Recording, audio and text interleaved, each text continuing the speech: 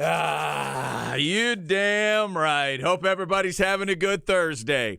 It ain't just any Thursday. We only get 2 of these every calendar year. It is Bracket Thursday. It's NCAA Tournament Thursday. It's do you have the perfect bracket picked out and are you going to be a millionaire in a couple weeks? Thursday. And we are ready. And the games are underway. We'll keep you updated. We'll talk about Texas and Colgate. We got the right call segment for you with Zay coming up at 12:30 to break it all down. Longhorns and Raiders tonight, or this evening, we should say. We got guests coming up. Brandon Lang's going to be on the show before it's all said and done. Here we go. Chad and Zay on this Thursday. I'm Chad Hastings, joined once again by a man who thinks he has a perfect bracket. We will see. Isaiah Collier. What's up, Zay? Yo. I do not think I have the perfect bracket. I might get last in every bracket I'm in, from my family to the horn brackets to every other which one I've done. You just never know this time of the year. It feels good to be here. It's been a very long season. Maryland and West Virginia are battling. We're getting what we thought we'd get on that one. Typical 8-9, huh? Yeah. Oh, the 8-9 games can always be great. I think there is it's no mystery why they usually tip one of those first. They let an 8-9 get us all started. We thought it could be crazy, and so far, West Virginia and Maryland, 2 minutes to go first half, deadlocked at 28. It's been back and forth, though. West Virginia threw like a 14-0 run on them at one point. Looked like they were going to run. Maryland calms it down, called a timeout. They get a little run going, and now it is 28-all with 2 minutes to go in the first half. If you liked that Furman over Virginia upset, Virginia is up 7 right now. They are 10 minutes to go first half. 17-10, Virginia. Those are the 2 games that are underway right now. So we will get to a lot of tournament talk. We're going to go through, in fact, our bracket choices. If you go to hornfm.com, you can enter our bracket contests. Before we give you our picks, just a couple little NFL notes. We left yesterday with the Cowboys releasing Ezekiel Elliott. Bye, Zeke. It's official now. I'm still getting over it, but it's okay. I can deal with it. We've now left the not belly shirt, but the I'll call it, is that what you call that? What do you call the shirt that you used to wear? Crop top. The crop top. That's crop top. The crop top era is over. I wish Zeke and his abs all the best. What abs? That was moving baby forward. Gut. Yeah, well, it's kind of. He can move. Yeah, that's what made him special. He could move. And 7 years in, now he will try to find another team. So the other moves, though, I think the Cowboys are making that's worth talking about, they're reworking contracts. DeMarcus Lawrence gets a rework deal, and Tyron Smith gets a rework deal for at least another year. So, Zay, I think Cowboys fans should be at least excited about the guys they're bringing back and the fact that they're not going to let Jerry just lean on an 8th year and beyond with Ezekiel Elliott. I think that's all good news. They've made all the right moves thus far in the offseason. Getting Stephon Gilmore was big. Keeping Wilson, that's big too. Mm-hmm. You already kept Dan Quinn. You got rid of the offensive coordinator, Kellen Moore. Keep Van Der Esch. You keep Van Der Esch for a couple more years, which I think that's all he's got. We know he's injury prone, $11 million. That ain't nothing for Jerry. So throw him that. Dak Prescott took a little bit of a cut. Zach Martin took a little bit of a cut. Mm-hmm. Everybody has the mindset of win now. Yep. And that's what you need. Because in their mind, they got close. And now, Chad, we've talked about this team with all Trayvon Diggs and Micah Parsons be doing on Twitter, wilding, saying stuff they shouldn't be saying. Mm-hmm. Now, they are closer than what they were a couple of months ago when they were losing in San Fran and Dak Prescott was throwing 2 interceptions. They're a lot closer than they were right after that day when we came in on Monday. And that's all you could ask for. Now we got to see what happens in the draft. Are they going to look at a tight end because they're going to let Dalton Schultz walk? Or are they going to look at another running back since they just let Zeke walk? You got to come out of this draft with a running back. I've said that before, and the Cowboys didn't listen. But to me, if they don't come out of this draft with a running back, what are they doing? Yeah, it's just where you take them and who you take. Yeah, what are you looking at 26? I like this running back group, by the way. Bijan Robinson is clearly the class of that group. But Zay, we haven't talked about him a lot. I dig the Bama kid. Oh, Gibbs. Oh my God. Yeah, I think he's so nice. I think that guy is made to be a workhorse NFL running back. The kid from Tulane is interesting to me. Right. And there's a couple more I think that will be impactful guys. So you can get some running backs throughout this draft, but the Cowboys continue to make interesting moves that I think a lot of people are going to be into. Let us know what you think, Cowboys fans, as you deal with it. You know who would be a good pick late? Old boy from Minnesota. Is it Ingram or Ibrahim? What's his name? No, I'm talking about. He's had a couple of injuries. Ibrahim. I think he'll be good too. If you could get him late, that'd be a steal. I don't know where he's projected to go, 3rd, 4th round, but the career that he had, the injuries he overcame, I'm not saying he's a Frank Gore type, but the numbers he put up in college, in the Big Ten, with those knee injuries that he had, it kind of reminds me a little bit of Frank Gore. I know Bucky Godbolt really digs Ibrahim. I've heard him talk about him on the morning show, and that's an interesting name right there to maybe think about. Get your thoughts to us at the Specs text line 337-3776. By the way, halftime, Maryland edges ahead 32-30 on West Virginia. Virginia 19-17 over Furman. That one's close now with 7 minutes to go in the half. So you have West Virginia and Virginia both playing right now. So we'll keep our eye on Kevin Willard, Maryland coach. He looked real happy in that halftime interview. Real happy. I'd be happy too. Like, yo, how are we here? Huggy Bear threw a 14-0 run on me and I'm up. How's that happening? Yo, Huggy Bear, we know he's a Hall of Fame coach. We know he's great, X's and O's. I think a lot of the stuff that makes him great is what we don't see, like behind the scenes, practice, etc. Film, just attention to detail stuff. Right. But when he's on that sideline, talk about a guy that looks like he don't give a damn. Yeah. Like he just has this resting bored face. Yeah. He always looks uninterested. You're right. He has this apathy about his face. I don't think that's him, but you're right. It looks that way. I'm assuming you get used to that as a player. I mean, at the end of the day, when you're that age, like we know that Bill Self can't play tonight, but I probably can't go as crazy and yell and scream like I once did because my blood pressure can't get too high. Like, I have to be at a certain level. Like, I love the game, and not everybody goes about it like rah-rah and get in your face. But, yeah, Huggy Bear, he has those moments, which he's a tough, hard-nosed coach. I'm not saying that. It's just when he's on that sideline sometimes, they show him, and it's like, bruh, they on like a 15-0 run right now on y'all. You got to say something. Yeah, come on, react. Do something. Yeah, do something, Bob. Like enthusiastic something. This the tournament. We'll see what happens in the second half with West Virginia. And again, we'll break down more of Texas and Colgate. The Right Call segment coming up at 12:30 with Zay. All right, Zay, you got your bracket all filled out? It's all filled out, Chad. For the Horn contest, we want to go through this and let the folks know what we did. Remember, if you went to hornfm.com, things had to be in by by 11 o'clock this morning. So if you got entered, we wish you all the luck in the world. It's powered by Allstat. You get a chance at that AV Consultations TV if you are a winner. You want to start upper left with this Bama region and go from there? Yeah, let's do it. All right. So I've got Bama.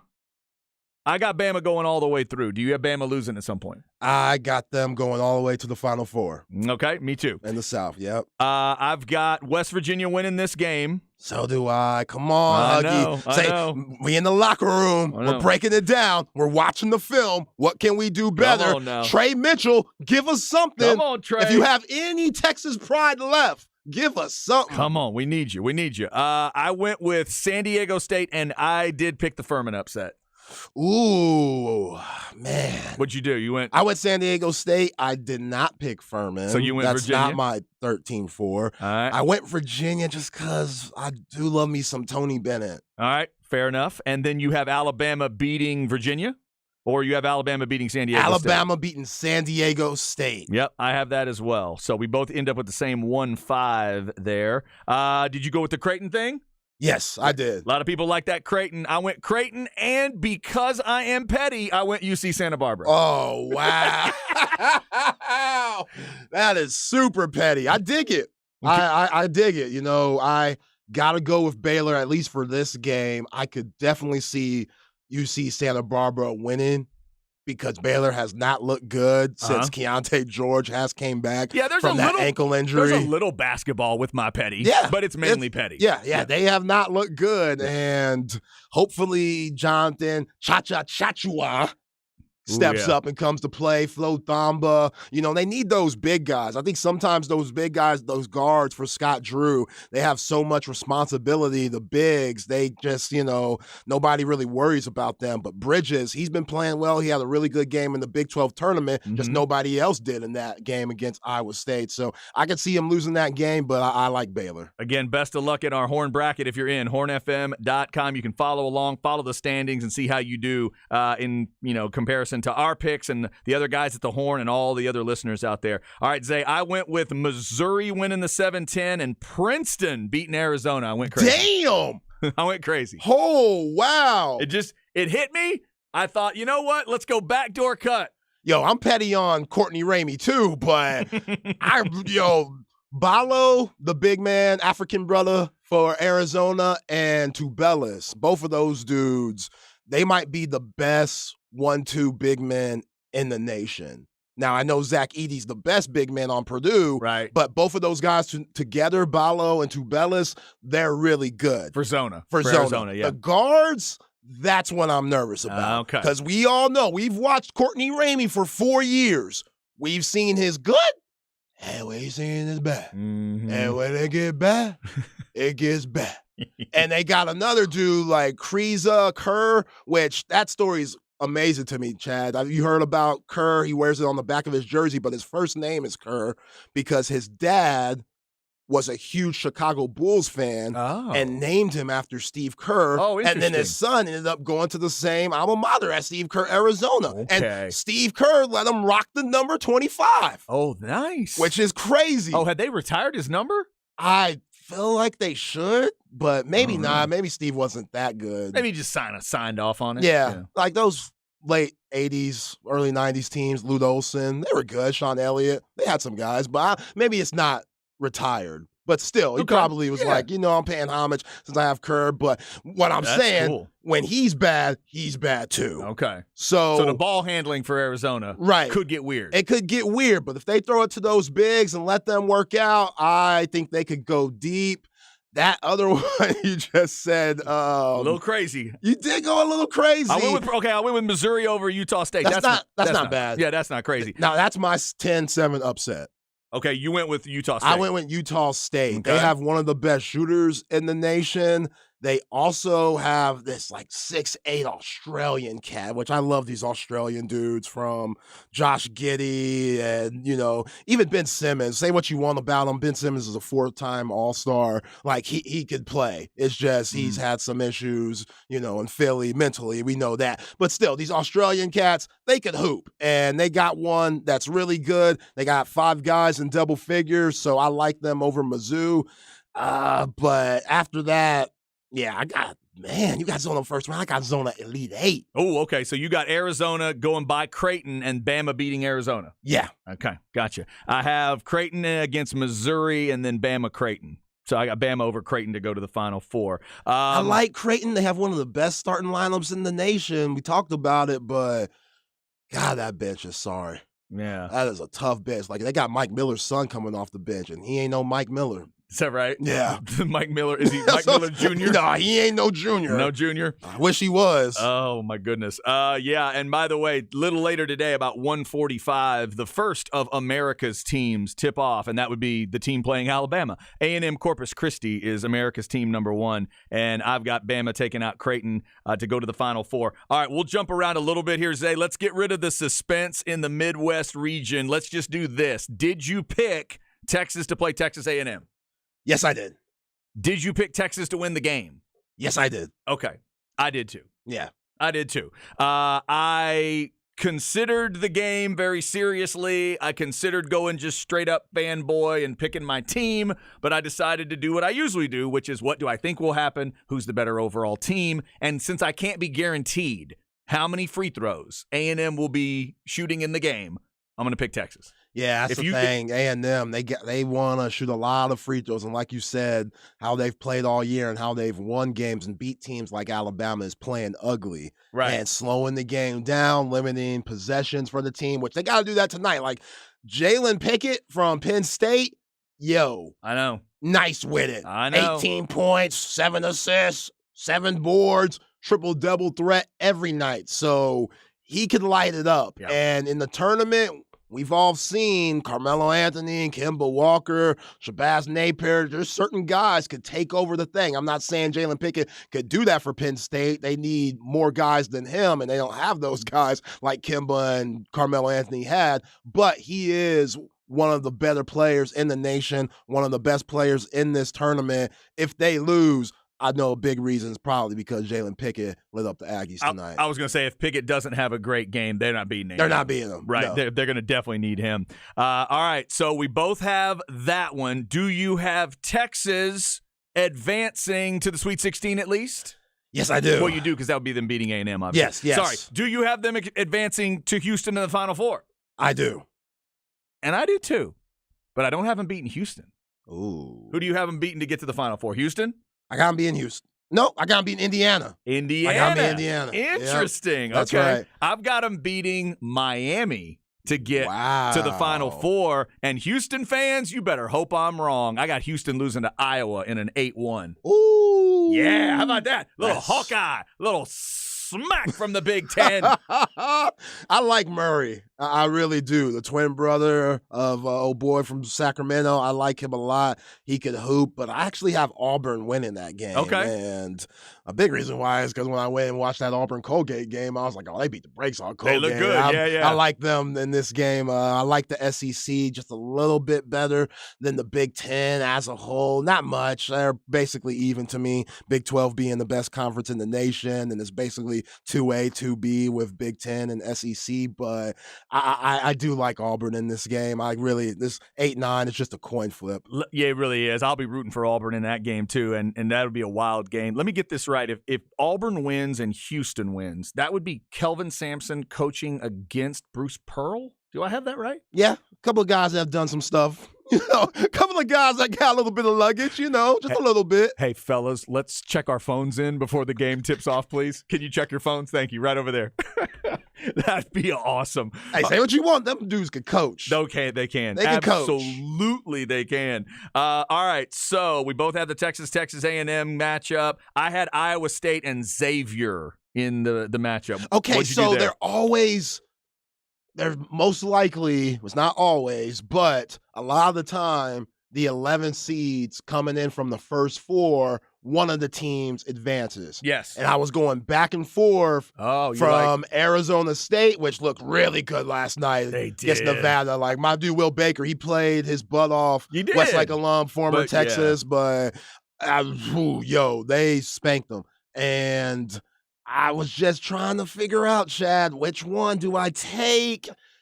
I like the way Pitt look. I do not like the way Iowa State's been looking like this later half of the year. They've lost a lot of games back to back. Remember, dirty ass Caleb Grill, he ain't there no more. Right. He's off the team, and he was a big part of that squad. Just his ability to stretch the floor. Now Coach TJ has to space out the floor a little bit more or use those bigs.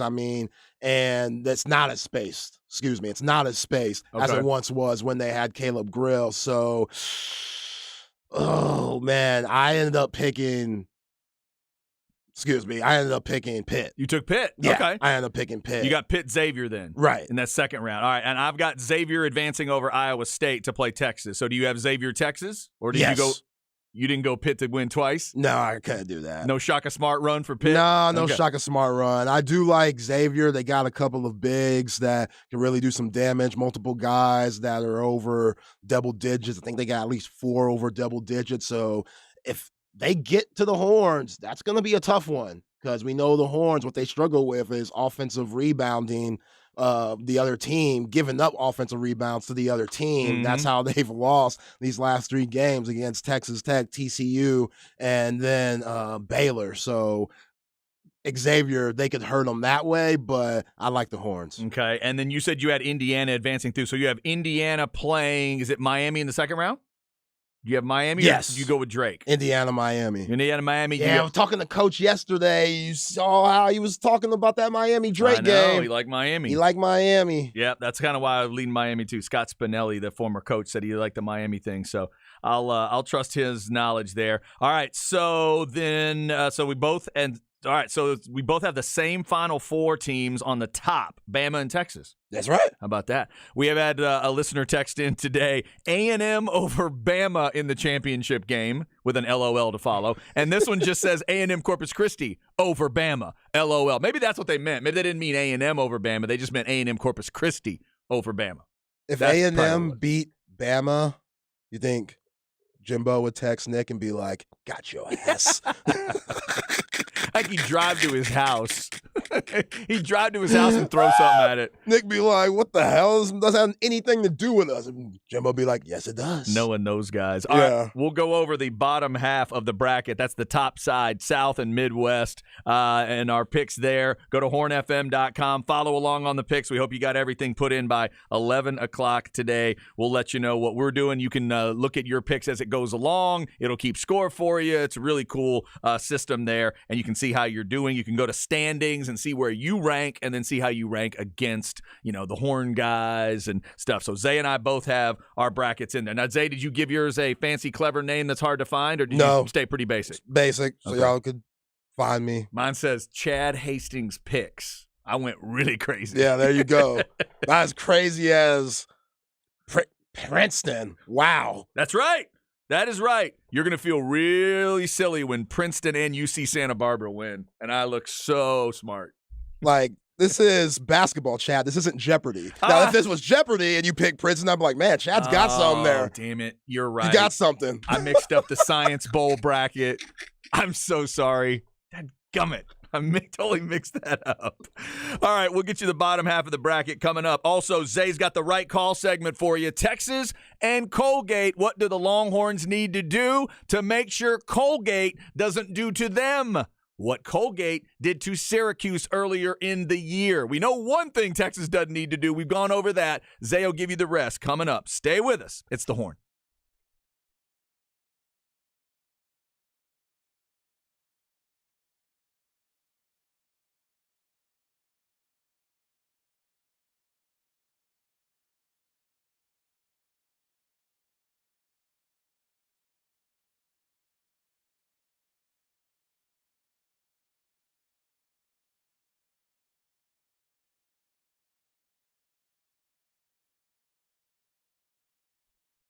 All right, let's talk a little Apple leasing. If you're looking for a new car or truck or SUV, whatever it is, they can get it for you. Any car, any truck, any make, any model, and they're going to get you the discounts and incentives that all the dealerships have available for you. They'll go out to all their different contacts and find all those deals for you, find the rebates you could get, give you the comparisons, and help you get in the right car for you. You'll be paying for the part of the car that you're using, the part that's got a great warranty, the part that's got newer tires, the part that's got a better car, frankly, because you're not dealing with all that mess at the end of it. The Easy Lease system is so easy to understand. They call it that for a reason. Just call 346-9977. You start talking to Apple Leasing, they will walk you through the process of how it works. And you'll have maybe questions along the way. What happens at the 1 or 2 year point if I want to do this? Well, what happens at the end of the lease? Is it this or is it this? They'll answer all the questions for you. Again, easiest and safest way to get a new car. I love the way I was treated. I'm about a year into my first lease with Apple Leasing, and I don't think it's going to be my last one either. 346-9977 or go to appleleasing.com.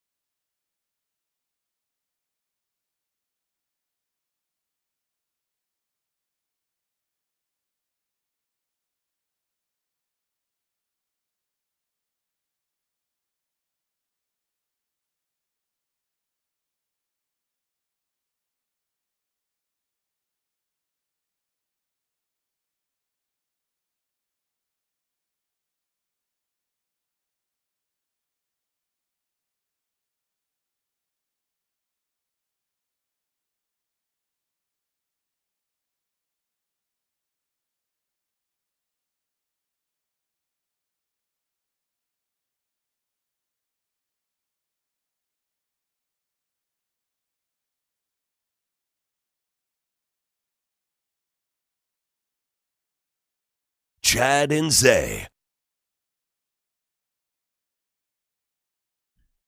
Never really thought of it before, but it's kind of a Rodney Terry song. He likes to do the "be where your feet are" thing. This is stand. That's right. This is stand in the place where you are. REM from back in the day. Nice. Look at you. REM, a lot of REM in the house growing up? No. Zero. No. REM out of Athens, Georgia, of course. Part of that alt-rock movement back in the day. Michael Stipe and the crew get us started today. And they have started the first two tournament games. Both are close. One of them just coming out of the half. One of them just headed to the half. And both of them involve the word Virginia. West Virginia is in a tight one. 32-31 Maryland. A free throw is about to tie it up if it goes. It did not. Come on, Trey Mitchell. Come on. 32-31. Just getting started second half. And then Virginia is up 32-27. They've gone to the half. Furman is keeping that thing close.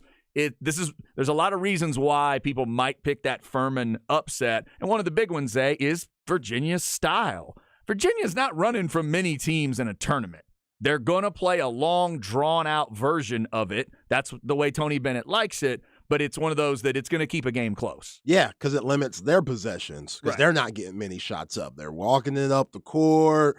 You know, they're playing very sound defense. Once they get that rebound off the glass defensively, they're not pushing it. They're not, they'll throw it up the court every now and then. But, yeah, they're not out there running and gunning like UNLV back in the early 90s. That's just not what's going on for Tony Bennett. Even the year he won it, they were playing that slow-paced type of game. Yeah. So, yeah, I looked at that matchup long and hard. Very long. Mm-hmm. And I said, I can't do it, but a big part of me wanted to. Yep, you got to just push through that and take Furman and Princeton. That's what I did.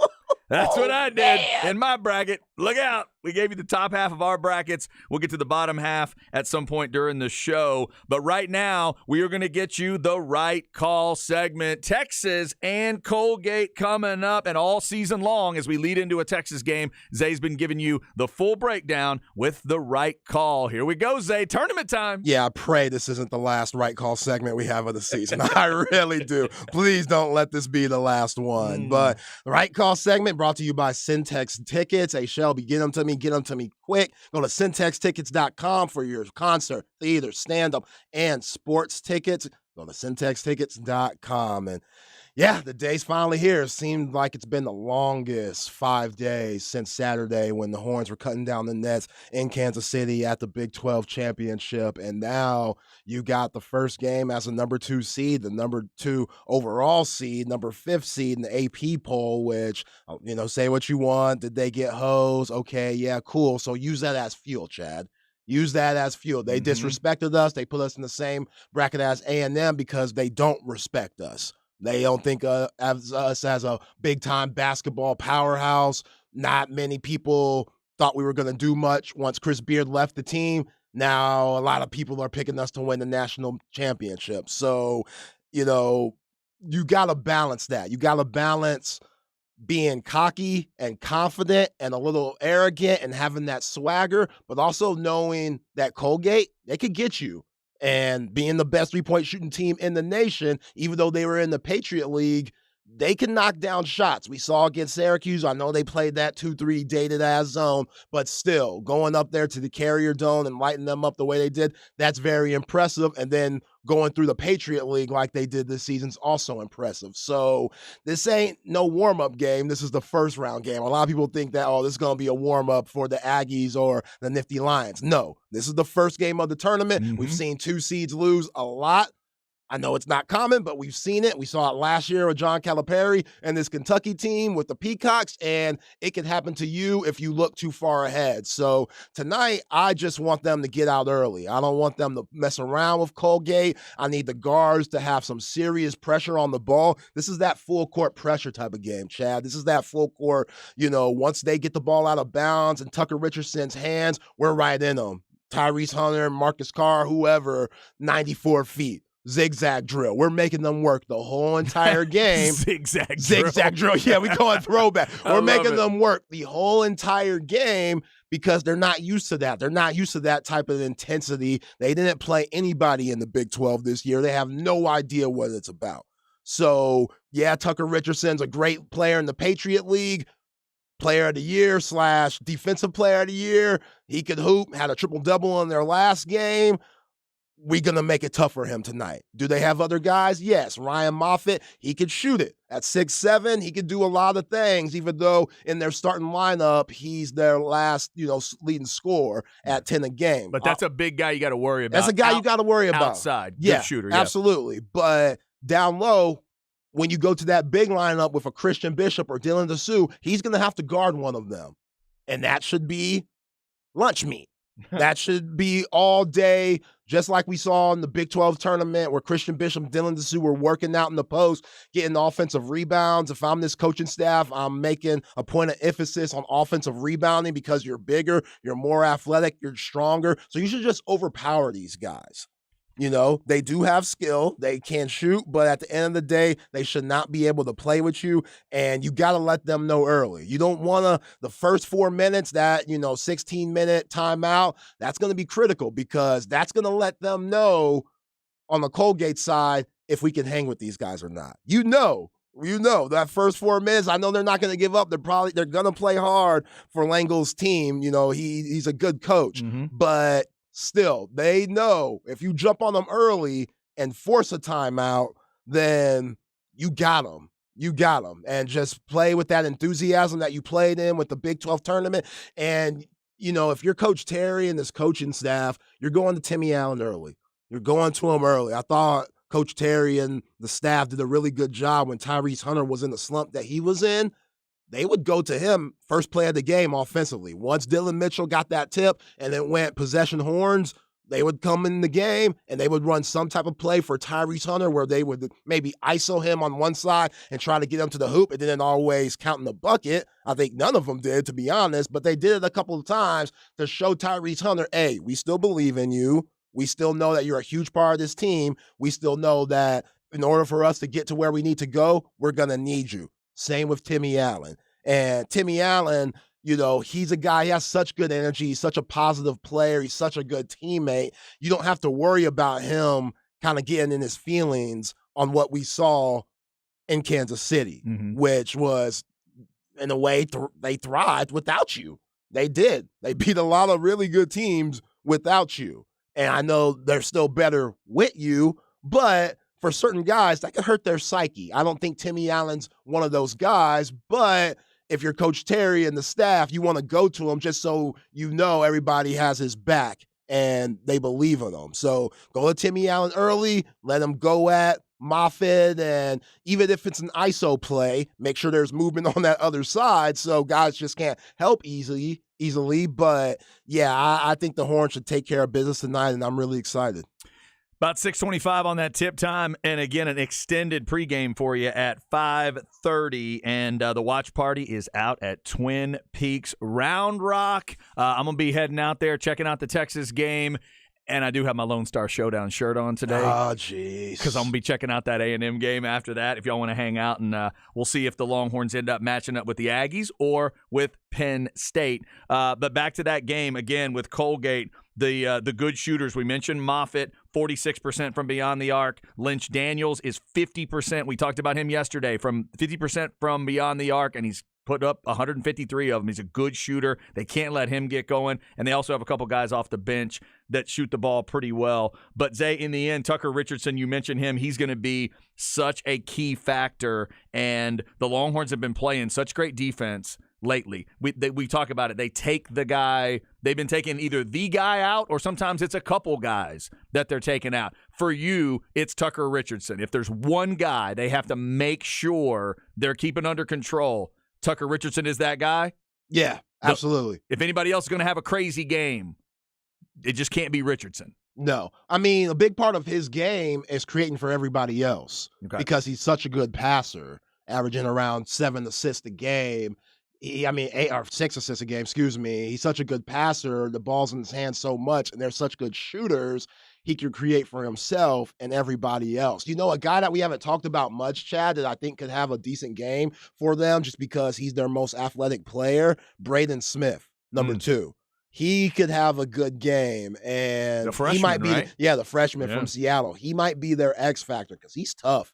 He's a tough guy. He'll get to the lane. He'll throw up some scoop shots and different floaters, and he can also hit that three from the outside, shooting 38%. So he's a guy which, if he's paired up against somebody like Marcus Carr, that's Marcus Carr all day. Or Serge Ibaka Rice, like none of the guards, even Arterio Morris, like he doesn't have that type of athleticism, but for their team, he's their most athletic, quickest player, and he could do some things with it. Also, it's just a matter of, how much attention you put on Richardson and what do you allow Dan Smith to get away with? What are you good with him getting away with? Because at the end of the day, you want Richardson. You got to take his game out. You got to take him out the game. Yeah, this is certainly not a great defensive team, and we talked about it yesterday. When they went to Auburn and got whipped, they didn't shoot the ball badly. They just let Auburn do whatever they want, and Texas has to be able to score and score a lot. We can't see the 6, the 8, the 10-minute droughts. Right. Not tonight. It can't happen because Colgate's not that good defensively. No, they're not. And it's big time is because of their bigs. Records, Keegan Records, who starts, and then they come off the bench with a 6'11" Jeff Woodward. Both of those guys are very slow-footed, and they do not want to come out and guard those guards coming off the pick and roll. So when Marcus Carr, Arterio Morris, Serge Ibaka Rice, and Tyrese Hunter, when they come off those screens, most likely the bigs are going to be in drop coverage. They're just going to stay in the lane or be close. If they come up, then you're just going to be able to blow past them and get to the cup. Right. Or guys are going to have to help when you blow past them, and that'll lead to outside shots, wide open outside shots, and you got to knock them down. So really, we're going to see what Langle's going to do on Pick His Poison, because you're going to give up something. Texas is just too good offensively to not, and you don't have the Jimmies and the Joes to keep up with that. So you just got to pray and hope that they're missing shots on the outside and that Colgate's making shots. And if that can happen, then it'll be a game, but it shouldn't. If Texas plays the way that they are capable of playing, you see how, motivated they are. They're playing for Coach Terry. Understand this is the last hoorah. Understand everybody talked about, oh, y'all ain't nothing without Beard. Y'all can't do what everybody thought y'all was going to do without that guy that's now at Ole Miss. So they got a lot of bulletin board material, which I love. One thing I don't like, Chad, all the attention they're getting from CBS, March Madness cameras following them around and stuff like that. And again, everybody and they mama, national media, all these big time analysts picking them to go to the Final Four and stuff. I don't like that. Yep. I don't like that much. But hey, it's because you're a good team and relish that. Got to try to live up to that number 2 seed, and we'll see if the Longhorns can do it. 6:25 on that tip tonight. That's the Right Call segment, brought to you by Syntex Tickets. Remember, go to hornfm.com if you want to register for those Final Four tickets. Syntex Tickets, sending a lucky winner and a friend to the women's games and a lucky winner and a friend to the men's games. So go check that out. And like Zay tells you, anything else, concerts, games, events, whatever you need, Syntex has those tickets for you. That's right. They got it all. SyntexTickets.com. Yeah. Does Shelby give out his number to everybody or just Bucky? Bucky? Just Buck. Oh, just Bucky. I don't even got it. I got to go through Buck. Buck's like the middleman. You don't even have Shelby's number yet? No. Okay. All right. We got to find out how that works. What's up, Shelby? What's going on?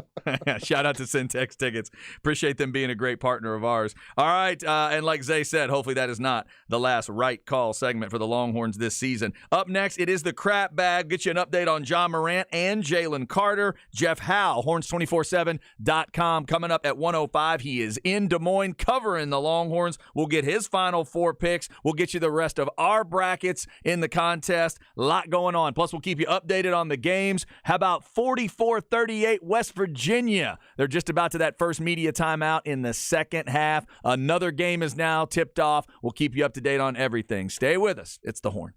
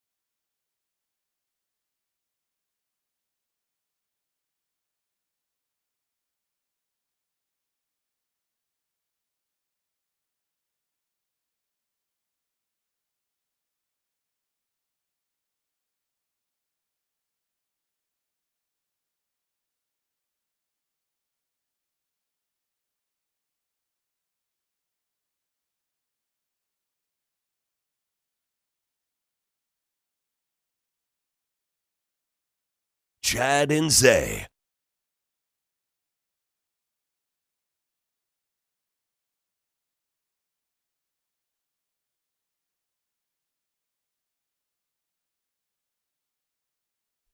Wow.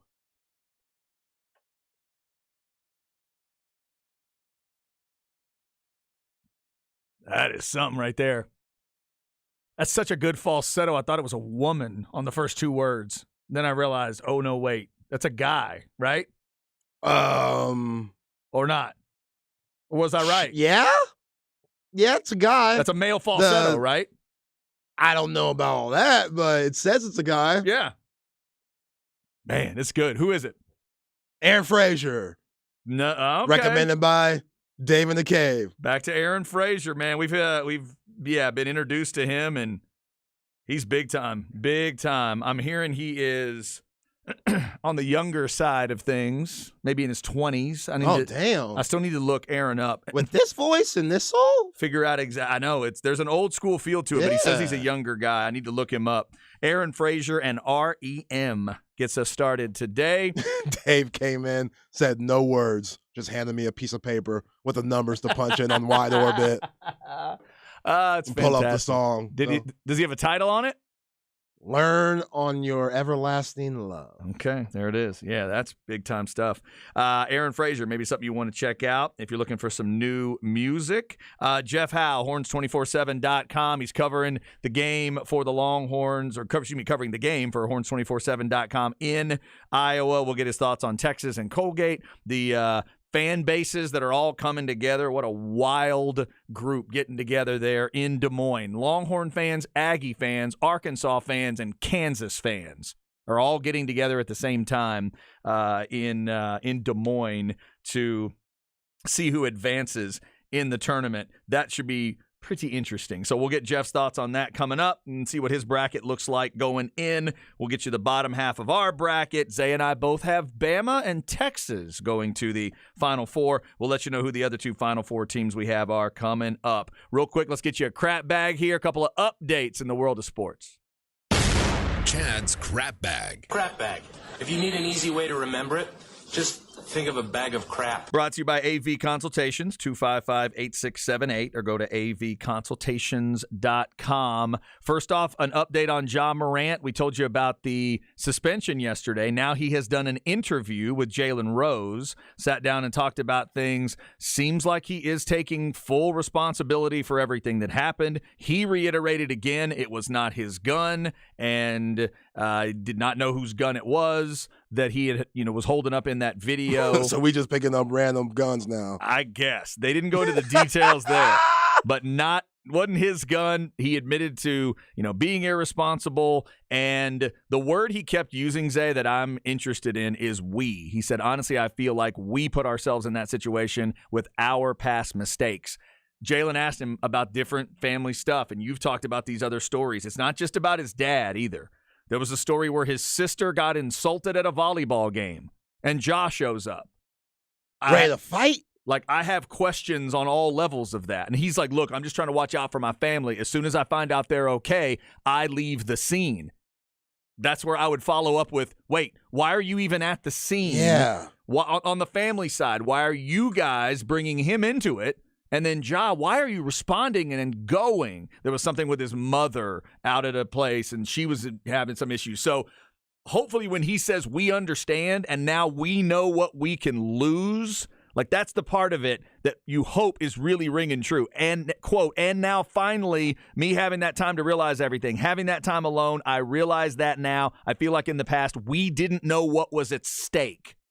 Well, hopefully you do now. So we's like the whole fam. Right. It's like a group thing, and I hope what he means there is now, not just me, the inner circle gets it. Yeah, so if your mama's wildin', your sister and your pops all acting the fool off the court and relying on you and putting your future in jeopardy because of them, this is why Aaron Rodgers don't sound too crazy. This is why for not talking to the family. Yeah, people hear, Aaron Rodgers is such an a-hole. He's such a Grady Dick, all this and that. If your family is willing to do stuff like this and you have the money to say, you know what, I love y'all, but this ain't it. Yeah. This ain't it, moms. Like, you're supposed to have my best interest. That's your role, especially now with all the cameras on me and being a franchise player for a team that has a chance to win the West. I'm not saying win the East because I think the Eastern Conference team going to win it all, but win the West. Mm-hmm.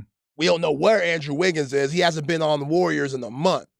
We see the Nuggets. They don't look as good as they once did. Right. We don't know when LeBron getting back. West wide open. Yeah. So this makes a lot of sense. Now, I was going off on T. Morant pops. Now I could go off on moms and little sis. Yeah. Because it's a family affair. And when you have all that going on, like Ja, he don't want to be a bad son. He don't want to be a bad big bro. Like that's your role as a big brother. Look out for little sis. Exactly. So like a normal big brother that's not Ja Morant, if he would have told me this, I'm like, oh yeah, he's holding it down. He's doing what he's supposed to do. Take care of his little sister and see whatever happens. If she has something going on where she's in danger, I'm glad he went and checked on her. Sure. But Ja, you got bodyguards and people you could pay to do that. Yeah, so I can see both sides of that story. It's just something they're going to need to figure out, and hopefully they will. The other part of that report is Monday against the Mavs is not when he's coming back. They say they're going to start ramping him up again in terms of getting him back in game shape. It's the NBA in 2023, so you know how it is, load management and all that. Well, but anyway, he will not be back on Monday. Hey, who knows? He might have a Jalen Carter incident where he put on a couple of pounds. He may have. He getting a little winded when he's going through cone drills. Well, here's your update on Jalen Carter. He did the 9 pounds overweight. We said that yesterday. He didn't even do the basics. He didn't do 40 and vert and any of that stuff. Broad jump. He just did drills and then cramped up and couldn't finish some of them. That's bad. But what could be good here is if you're a Texans fan, there's talk that he's still top 10 to a lot of people. But what if he slips 2 spots out of the top 10 and he's staring at you, Texans fans? What then? This is a guy that was projected to be the top pick in the draft, and he might be looking at you at 12. And all you'd be thinking of is, okay, got winded on the couple of the drills. I'm gonna added give him a little weight, but that dude is still a beast. He's still a beast for sure. And let's give him the benefit of the doubt. You was stress eating.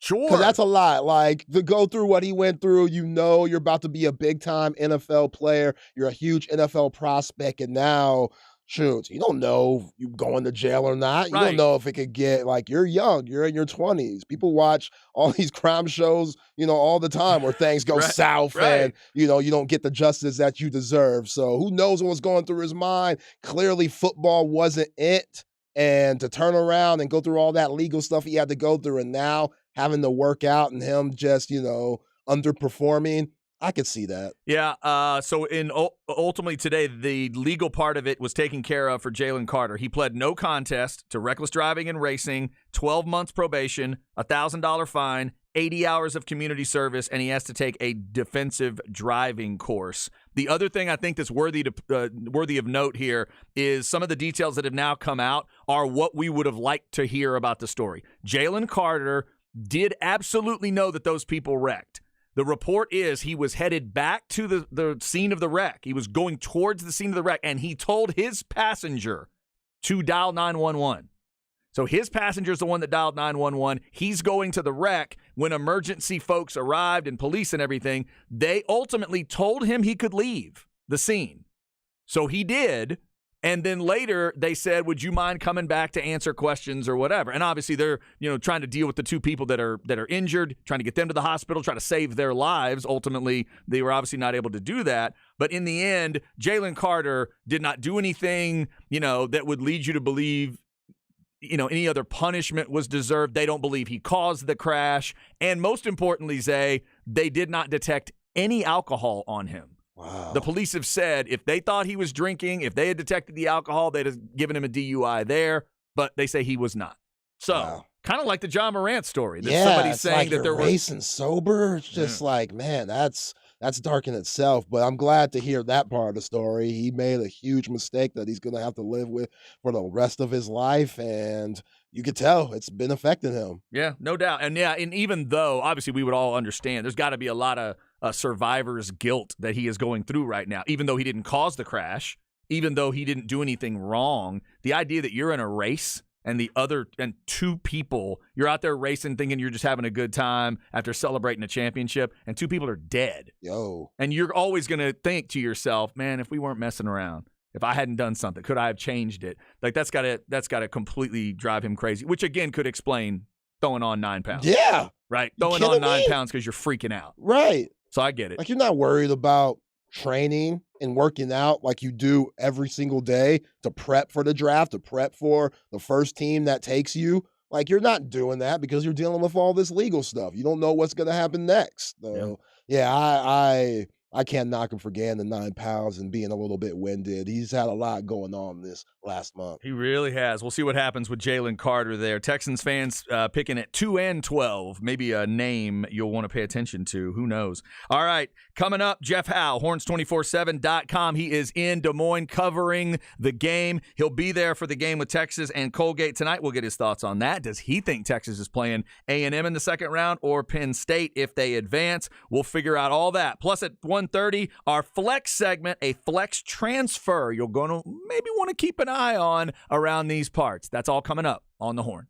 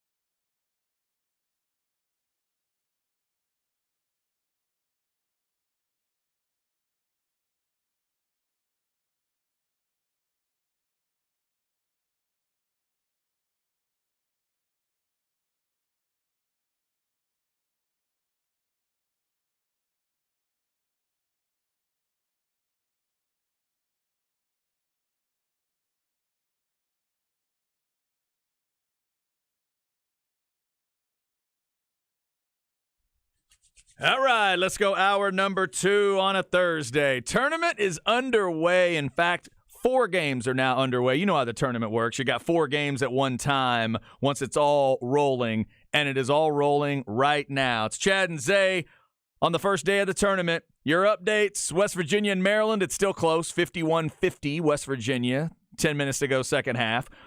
They are at 14 minutes to go in the game. Virginia up 7 on Furman, 42-35. Missouri up 23-18 on Utah State. 8-minute timeout there in the first half. And Howard and Kansas have just gotten started. It's 5-2 Kansas, about a minute and a half gone by there. If you hadn't heard, Bill Self will not coach the Kansas Jayhawks in this game. We certainly hope that he is all right and that he'll be able to coach, but Bill Self is not coaching in this game. Uh-oh. Yeah, so, and I have not exactly heard the full reasoning behind it, if the doctors advised it or if he decided or if deep down somebody thought, hey, man, it's the 116.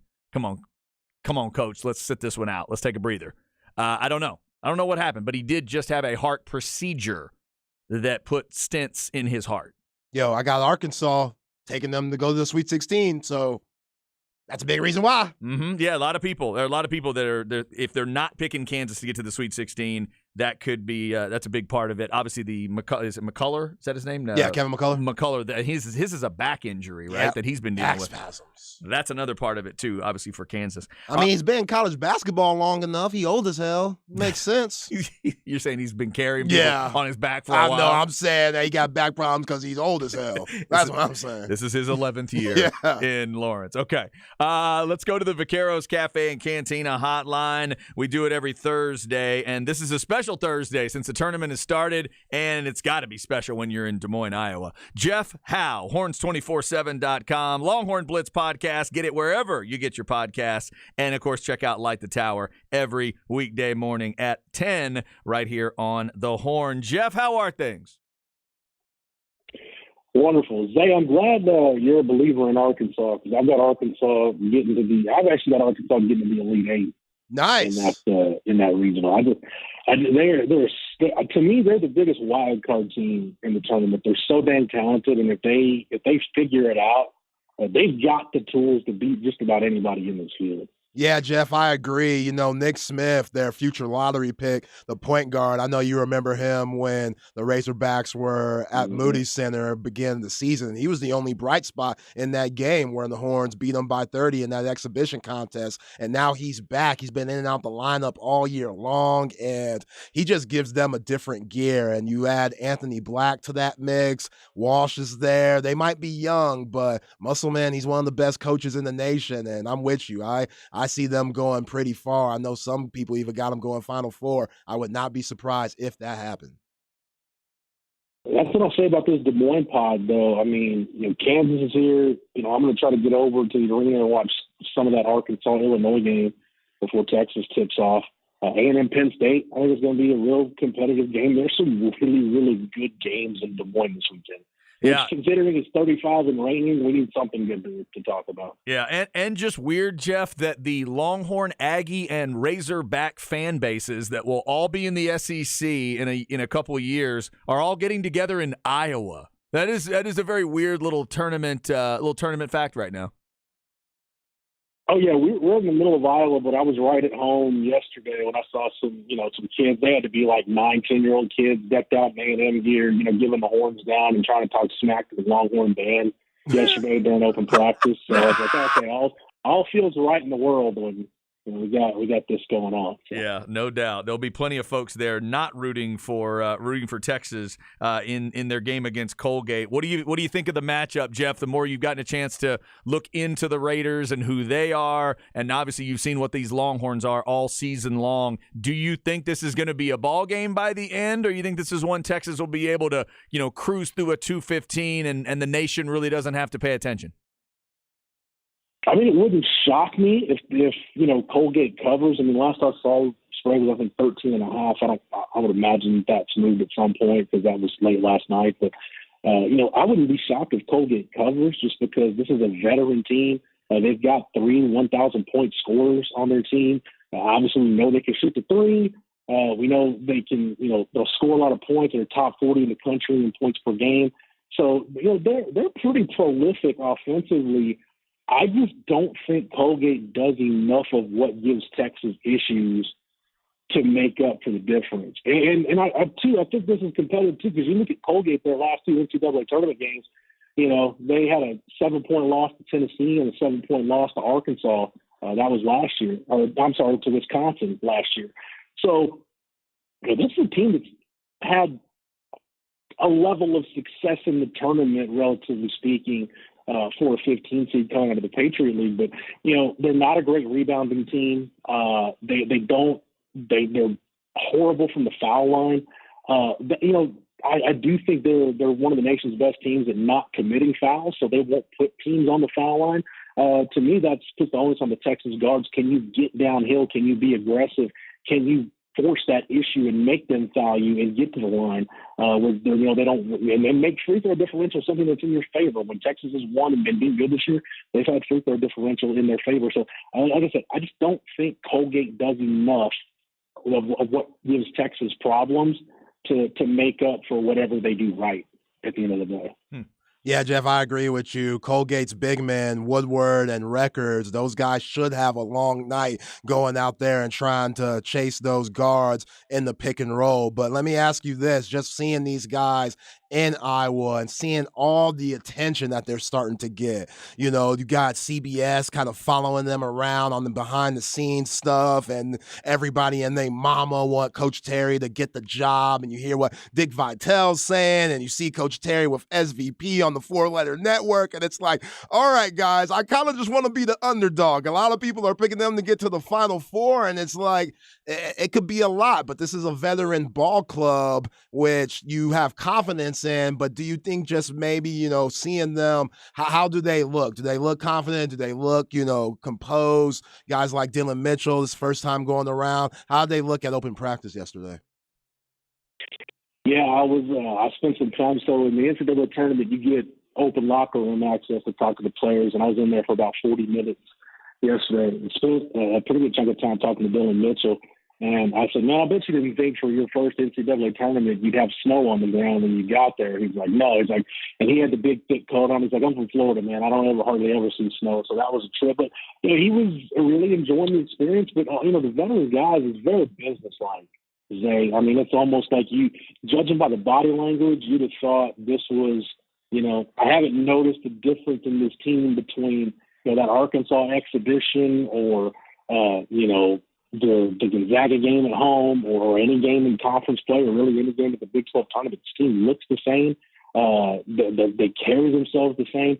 It's a quiet swagger almost, if you want to call it that. And I do think I don't think this group gets enough credit. Craig and I talked about this morning. I don't think this group gets enough credit for the fact that they genuinely like being around each other. Because I've covered some Texas teams in various sports. Some teams that work together, and I've covered some Texas teams across multiple sports that had success that you knew not everybody, in that locker room liked each other. But these guys, I think that's part of it. And Rodney Terry and the staff deserve all the credit in the world for keeping this thing afloat and maximizing the regular season the way they did after what happened in December.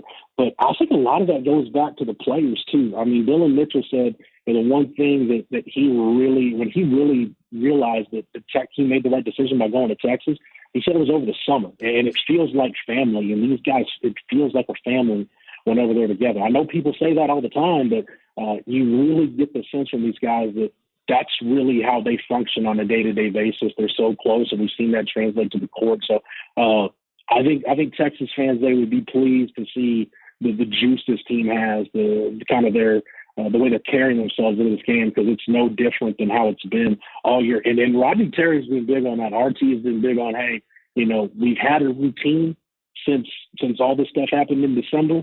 There's no sense in getting away from that routine. Just be who you are, and everything else will take care of itself.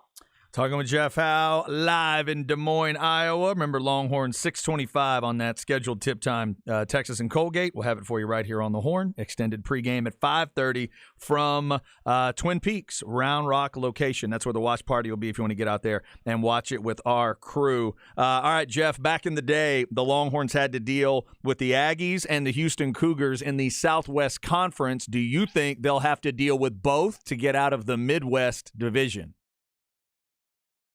Houston, yes. I picked Penn State to win that game. Okay. I just think, Penn State, I think, has a little more versatility than A&M.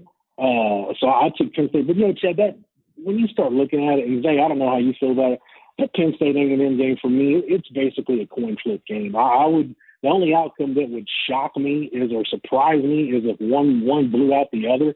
But I think this would be a game that's, decided in the last, minute to the last 30 seconds.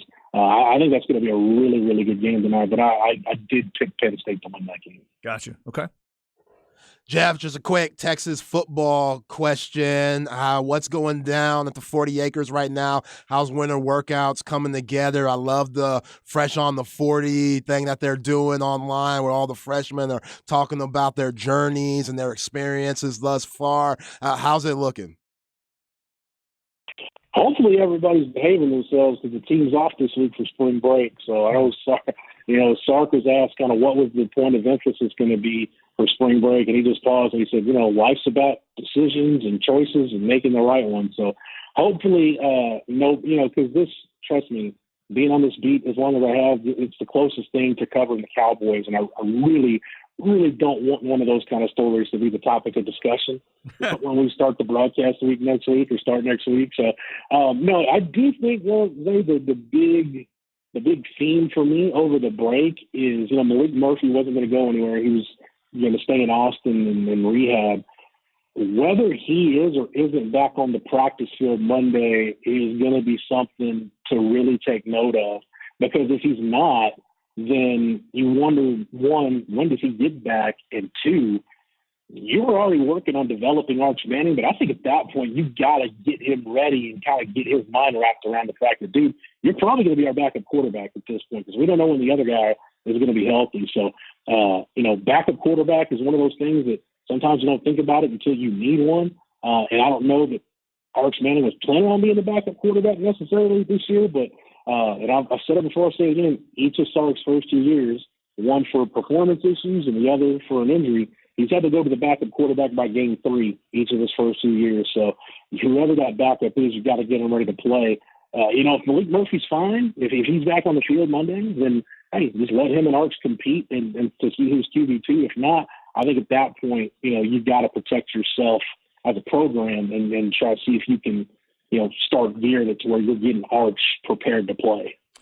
Jeff, you just made the Longhorn Cowboy comparison. It's perfect because I wanted to get your thoughts on the Ezekiel Elliott thing before I let you go. You're a Cowboy fan like me, and Zeke is no longer a Cowboy. What are you thinking?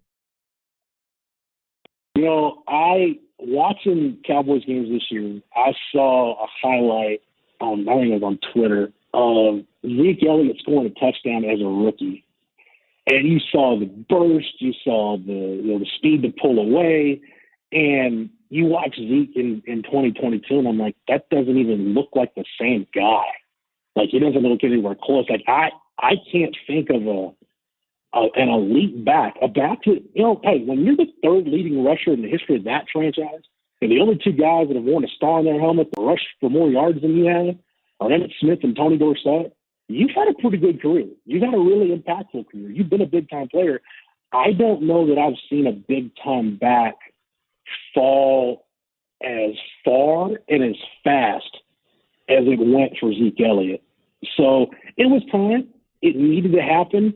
And now, Bijan Robinson being a first-round pick by the Cowboys, I think very much has to be in play. There's a number of ways they could go.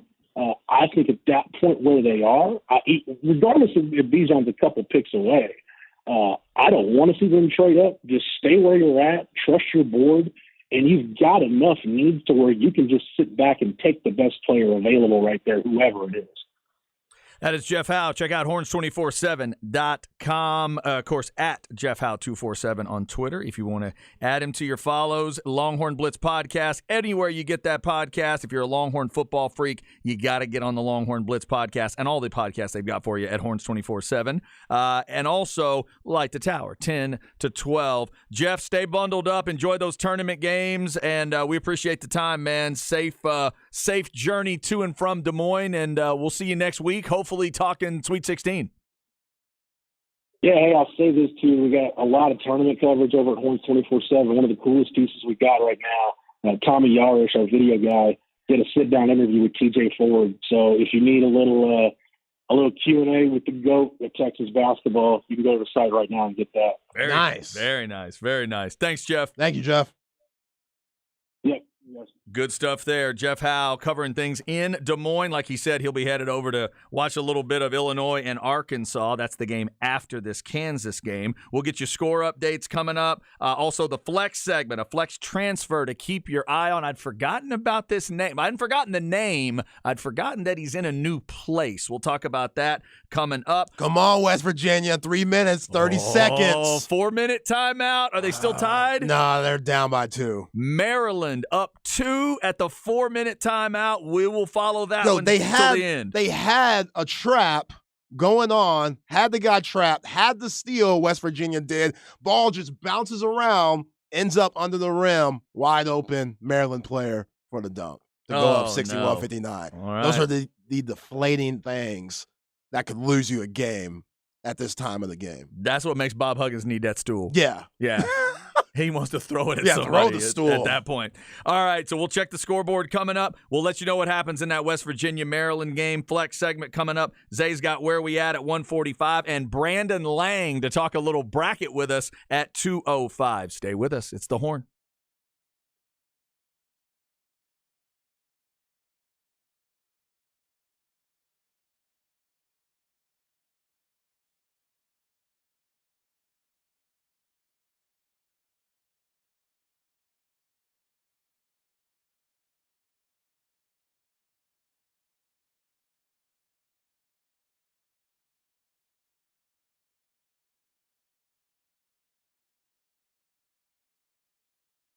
All right, let's talk a little underdog. Whoa, underdog fantasy. It'll put you through puberty, apparently. Easiest place to play fantasy sports, and March Madness is here. College basketball pick'em, the fastest way to get in on the action. Yesterday, I told you I put a pick'em game together for the Texas Colgate game. I also did one today for A&M and Penn State. Jalen Pickett, higher or lower, 29.5 points and rebounds and assists all put together.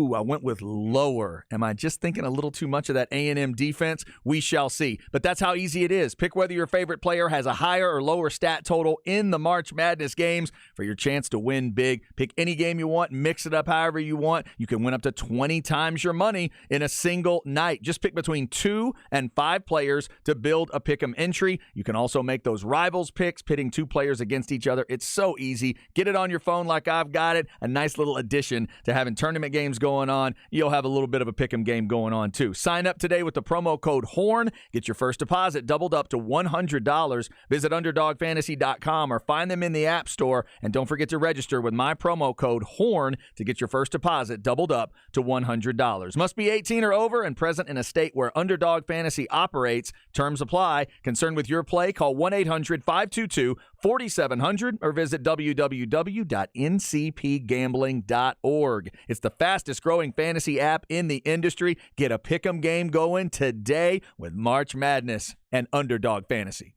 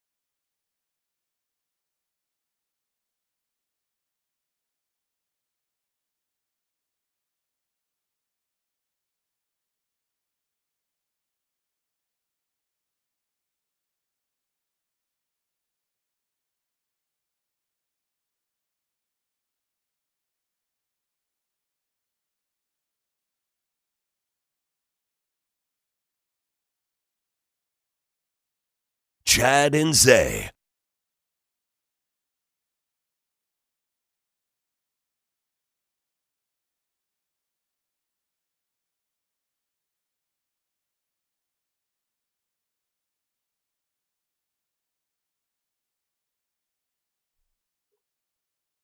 I think I got it. This is old school right here. Is this something like Black Sheep of the Family or something about Is that black? a group? No, the song. Is it something about a Black Sheep of the Family or? I hope not. That sounds racist. No, nothing like that. What's the title? What's the title? Alabama Wild Man. Alabama Wild Man. It sounds like Jerry Reed. It to is me. Jerry Reed. Yeah, sounds like Jerry. Nice. There you go. Really nice. You got to go deep in your bag for that one. The Snowman, ladies and gentlemen. Love me some Smokey and the Bandit. Jerry Reed, Aaron Frazier, and REM today. All right, let's get you updated because March Madness is just that. Every one of these 4 games is close right now. Maryland, minute and a half to go. 1:36 to be exact. They're up 64, now 65, 61. They've been able to get a little bit up on West Virginia here in the latter part of it. We'll keep you updated there. Furman has taken a lead on Virginia, 57-54. Under 5 minutes to go in that one. Missouri up 33-29. Less than a minute to go first half on Utah State. And how about this score? Kansas up 29-27 on Howard. Oh, my gosh. In the 116. That's the 8-minute timeout in the first half. Again, Bill Self is not coaching in that game. And do we know if McCullough's playing or not? Yeah, he's playing. He is playing. Yeah, he's playing. But Self not coaching. Okay, so we'll keep you up to date on what happens here in the latter part of the game. Zay and I both pick West Virginia to win this game, and they are down 5 with a little over a minute to go. Yeah, Zay. looking at these 4 games right now, I could go 1-4, Chad, right off the bat. Oh, yeah. Boop, just like that. Well, Just like that. You know, for full. That way the bracket nerves go away. Then your bracket nerves will be gone. And for the whole tournament, if this holds, then I get to brag that I got the Furman thing right, even though I just, did it out of weirdness. You just pretend like you knew. Yeah. We'll see. So tough. Hey, Virginia, we all know Bennett's a great coach, and they won a national title recently, and they'll put up a fight here, but they've only got 4.5 minutes to figure it out. So we'll keep you updated on all of that. Let's get you a quick flex segment here. Remind you about a name you know that's in a place you may not remember. Here we go. Flex ATX for the best high school sports coverage. Listen to the Horn and go to FLXATX.com. Flex 30 is brought to you by Brain Vault. Brain Vault is a revolutionary and patented mouthguard that has been proven to help reduce the risk of concussion. Visit brainvault.com and join the movement. All right, you probably know his brother's name. Now you got to learn his name. Quentin Joyner was the running back, of course, at Manor, who is now going to be at USC. We wish him all the best. Really talented guy. I'm interested to see what he looks like at the college level. But if you remember that Manor team, his little brother was the quarterback. His name is Quintalon Joyner. And by the way, at Quintalon1 on Twitter, I saw Flex retweet a video that Quintalon put out of some 7-on-7. But Zay, what people need to remember is that, 1, he is going into his junior year at quarterback, but 2, he's transferring to Bastrop. He's going to be the quarterback of the Bastrop Bears this year instead of Manor. So something to keep an eye on. I retweeted a video, and I tagged you in it earlier. I love the way this kid slings the ball. It's got this sidearm delivery. It looks like he's added some weight up top. I mean, again, he's a sophomore going to a junior, so he's going to have some growing to do. There's an effortlessness to the way he slings the ball. What do you think of that? What do you think of the throwing I sent you? Smooth. Yeah. Smooth. I mean, we're in an era where you better have a little sidearm, so that just opens up the playbook for these coaches and to call different stuff that fit your skill set. And if you could have that sidearm like a Patrick Mahomes does, now let's not get carried away. Patrick Mahomes is on a whole nother level than everybody on planet Earth when it comes to this quarterback position. But if you want to look at somebody like that and model your game after, that's not bad. And, you know, you can tell that Quintalon, he's gotten bigger, like you said, and now just being at Bastrop, we know there's some things that happened at Manor, but overall, him being a sophomore and being the quarterback for that team, they were a run-first team. And the second option was to run the football again. Yes. So you didn't get to Right. see that beautiful release much. And now him being in a different school and a different system and, another year under his belt now being a junior, I think you could really see him thrive this year and have a big season throwing the ball and letting it fly. Yeah, so maybe a little fresh start for him. And then remember Seth Mauser, who was at Bastrop, he's headed off to UTEP. So they just produced a quarterback that, helped to get a quarterback, That's right. a D1 offer and a D1 commitment there. So best of luck to Joyner. Also, I was asking the Flex guys and Zach Lucero, specifically of Flex, about a guy. It's like, I know some of the Bastrop guys graduated. Give me a receiver. Who are you thinking about? And he sent me back Keyshawn Moore, listed on Twitter at 5'9", 150. This is a smaller receiver, but dual threat. 3 touchdowns catching, 5 rushing last year at Bastrop as a sophomore. Man. These are both class of 25 guys. So they'll be growing up together now at their junior years, and you would imagine their senior years at Bastrop. So just a name to remember, Quintailon Joyner going to be the quarterback at Bastrop. Last year, I was a horrible representative of that part of the area because I never got to a Bastrop game. I'm going to try to make you the promise now that I'm going to get out to a Bastrop game this next football season and watch Quintailon Joyner throw the ball around. Yeah, I'm about to check him out too. Yeah, it's going to be interesting to see. And obviously 7-on-7 season's coming up. You can check out that video that Flex retweeted, some good throws that he's got going on. And he said, I'm a 6'1", 198-pound, 2025 quarterback striving to get better daily. That's what it's all about. So best of luck to that Bastrop crew, Quintailon Joyner going from Maynard to Bastrop. We got transfers at the high school level now. Everybody's on the move. We got to keep up with it all. Yeah. There's a lot to juggle. Yeah, that's what happens. There's always turnover from the coaching standpoint. I know it's harder for these kids to pick and choose where they go due to enrollment issues, and some of these schools just aren't letting kids in because they'll be over capacity. But yeah, I mean, coaches do it. Why not? That's true. If you're able to move your kid to that area where you want them to go to school, that's a lot. So if you're willing to go through that, sure, then hey, it's a good point. Hat off to you. All right, Zay, so we've arrived at the first point of the 2023 NCAA tournament where we get nothing but nonstop action with a video review at the end of the game where they're trying to figure out who touched the ball last. So this is a Maryland drive to the basket on West Virginia, trying to figure out who touched the ball last. Should have been a foul, so it's going to go to Maryland, I think. Did it go off of this player or that player? They're trying to figure it out. It's 66-63 Maryland.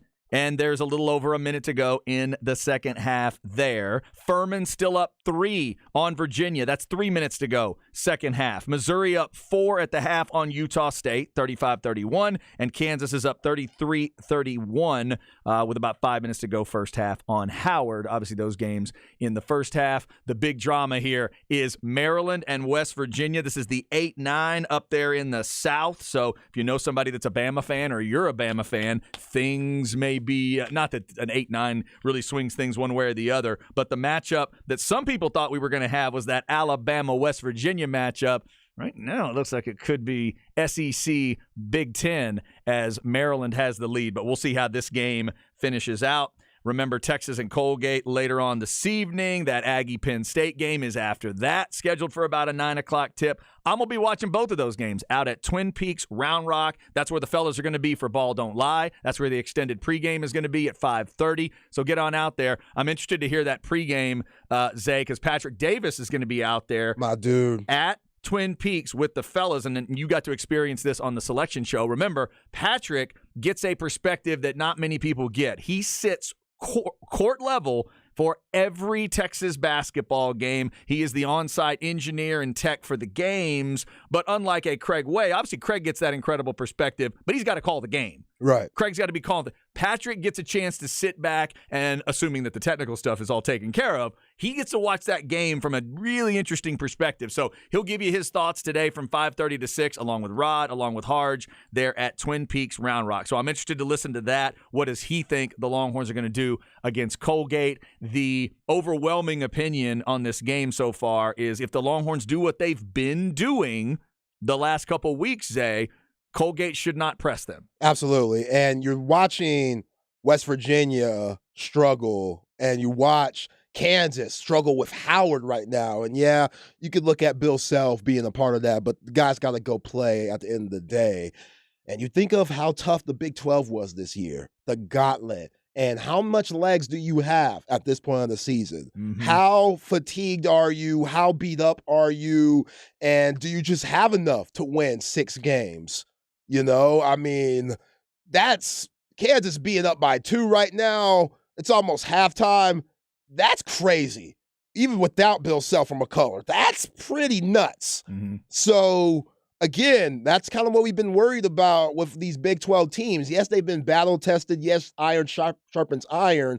And I had 6 of them advancing in the first round today and tomorrow. But the back of my mind said, man, some of these teams, they're going to be exhausted, especially after the Big 12 tournament. And, you know, going into tonight against Colgate, hopefully that doesn't affect Texas. Yeah, it's an interesting array of thought there, because on one hand, we had talked about the idea of, man, get out of Big 12 play somebody that's not Big 12. Here we go. But then there's that thing of, you know, sometimes it can be, is your conference tough enough to test you? But in this case, it might be, is your conference wearing you out? Is your conference completely wearing you out? It's a great point. It's something that we will watch here and see how Kansas continues to respond, but also can West Virginia find their way out of this? This just feels like Maryland right now. Yeah, they're about to get to the line. If they knock down these 2 free throws, that's ball game. Yeah, it feels like they're about to close this door. 28.5 seconds to go. 66-63. Oh, he traveled. Oh, I thought that was a foul. He traveled. All right, here we go, Zay. Big possession here. Can we pot this up? 20 seconds to go. If you want to. You want to do pot that? It up. You want to? Let's pot it up. You want to throw it on? Yeah, let's pot it up. Courtesy of CBS Sports.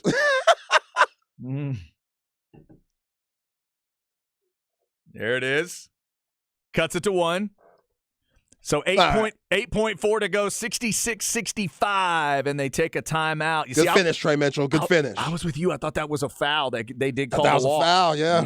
Okay, 66-65, and they take the timeout there. We will keep you updated. Also coming up, where are we at in society? We'll see what Zay wants to talk about today. And we got B. Lang coming up at 2:05. Brandon Lang, he loves all sports, but he really loves his college basketball. What does Brandon Lang's bracket look like today? We will find out. Stay with us. This is The Horn.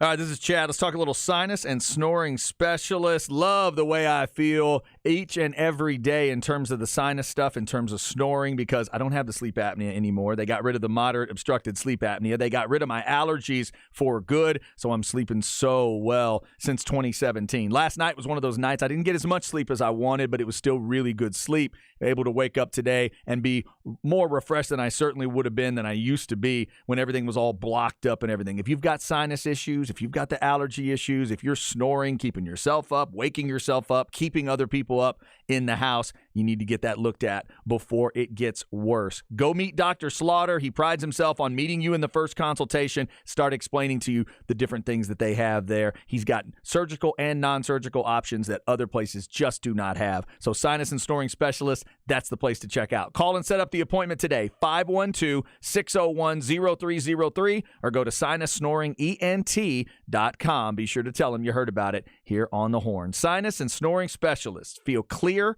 rested, and healthy.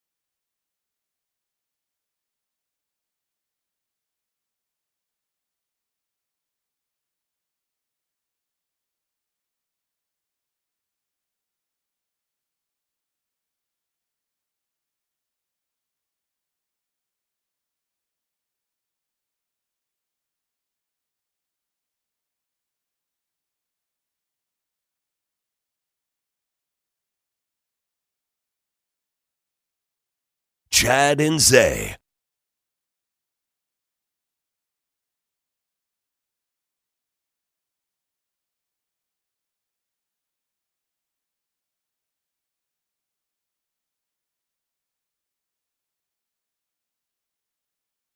Oh my God.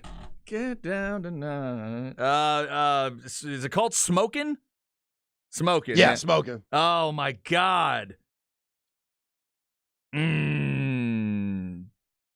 Doobie Brothers? No. Marshall Tucker? No. I don't know. Who is it? Boston. Boston, damn it. So sorry, Boston fans. Yes, I can. Of course, I hear that now. Yo, West Virginia. No. High Harmony. Oh, my gosh. Uh-oh. No way, Virginia. No way, Virginia. Tell them what happened, Zay. What?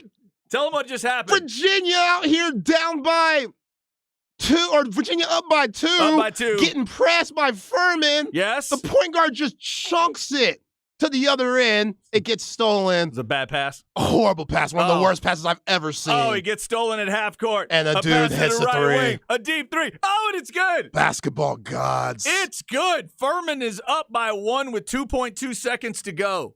Basketball gods just. Who in their right mind, Zay, would have picked this upset? Furman over Virginia. Who in their insanity would have picked this as an upset? I think It ain't even 2 o'clock yet, and the madness is getting me. Oh, the brackets may be coming apart. By the way, the first winner of the day is Maryland. If you had the West Virginia-Bama game as a 1-8, I guess that would have been a 1-9 in the second round. Oh, no. Maryland gets it. West Virginia had a shot at the end. They had a shot at the end of the game, Zay. Key Johnson, you have a chance to hit the game winner. Why would you shoot it off of one leg? Why? How many times do you practice that shot? Really? Nobody practices, unless if you're KD or Dirk, you don't practice 1-foot shots. And if you do, those guys were shooting it for fadeaways, like, 15-footers, and the 2 guys I just named are the greatest shooters ever, basically. Yes. Key Johnson shooting a runner 3, not going to happen. Get your feet set, bruh, but now you're going home. Okay. Do we pod this up? Yes, Virginia's got to go length of the floor. They're down 68-67. Here it is. It's up.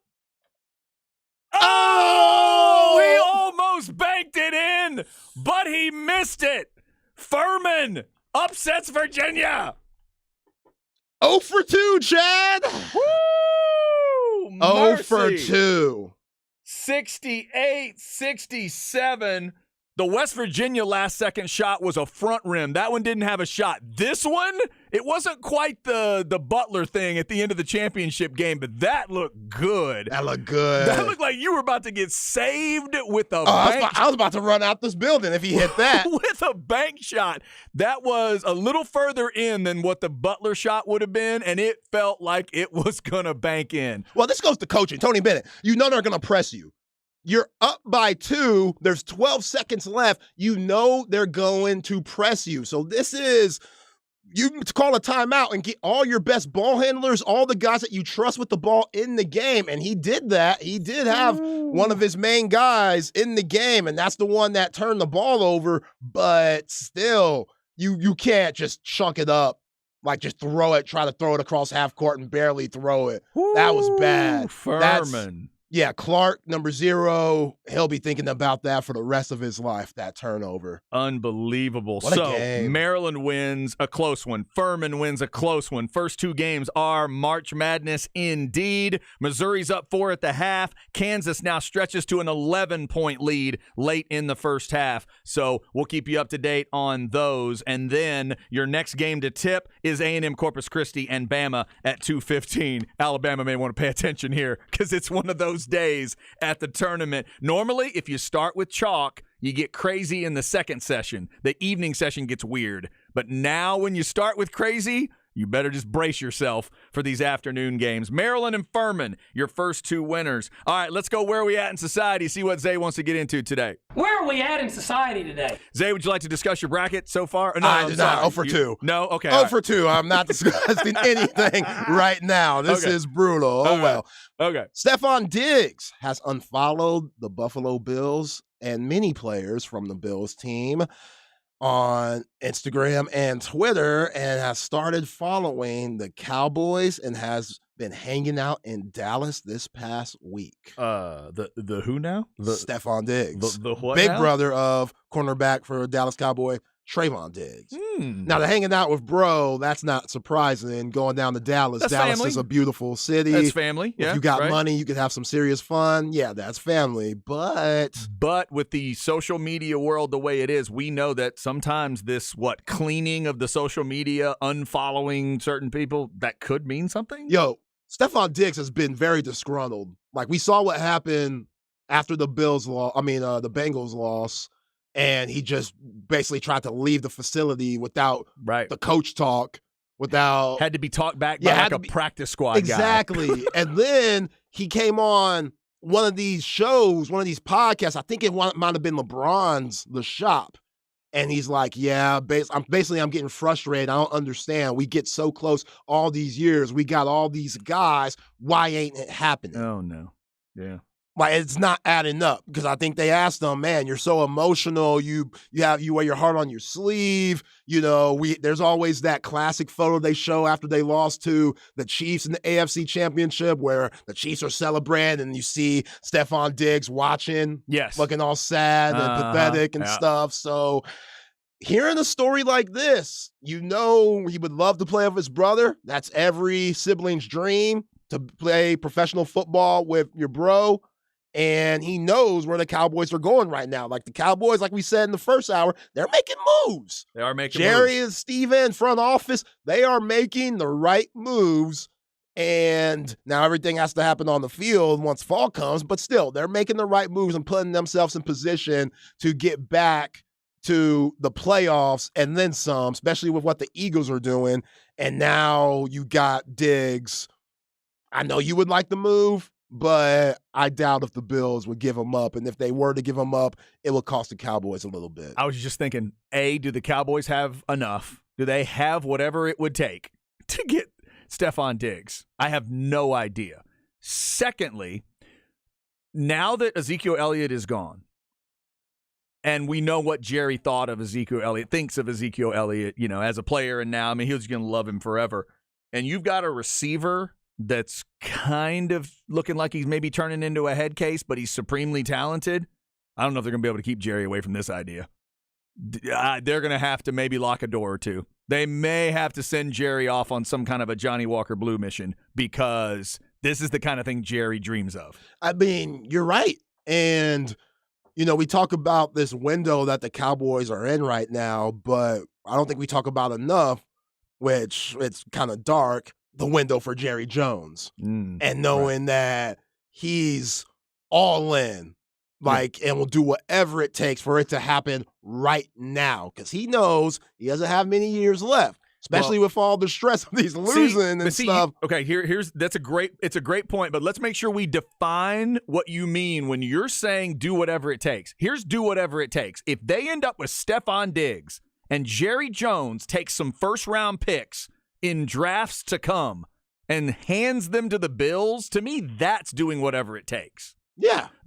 Jerry says he's willing to be a gambler and a wild man, but then when you press him on it, he says things like, I'm comfortable in the middle. I don't like to always take the risks. He just made fun of the Eagles for doing it. He makes fun of the Chiefs for the way they conduct their business. Like, what? Well, they're just crazy wild gamblers, and I don't want to do that. But this is one of those moves where because I like where you're going with it, because I do wonder how they do the math of Jerry, how does Steven think about it or whatever. This is the kind of thing, though, that to me as a Cowboys fan, they don't do. They don't end up with a guy like this, a badass at a position of need for you. They need to strengthen that receiver room. We know that's why they're looking at OBJ and all that stuff. This would be gutsy stuff. Now, it would also cause a discussion with CeeDee Lamb. That's a whole nother deal here. OBJ is on the back end of the career in a way that Diggs is not. So if you bring Stephon Diggs in, who you going to tell him is number one? I mean, if you want to win, it don't matter.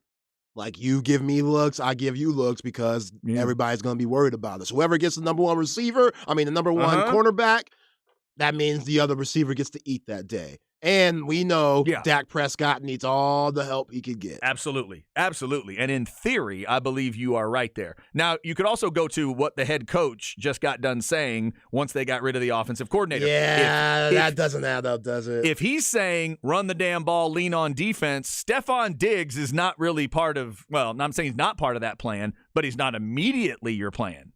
Because if he's right, then immediately your plan should be bolstering the defense like they're doing, making sure you got what you need there. But then the next thing should be make sure that running back room is badass if you really are going to run the damn ball. Yeah, and I think he would backtrack. If they made that move and brought in Stephon Diggs, Big Mike would say, yeah, y'all heard me talk about running the ball.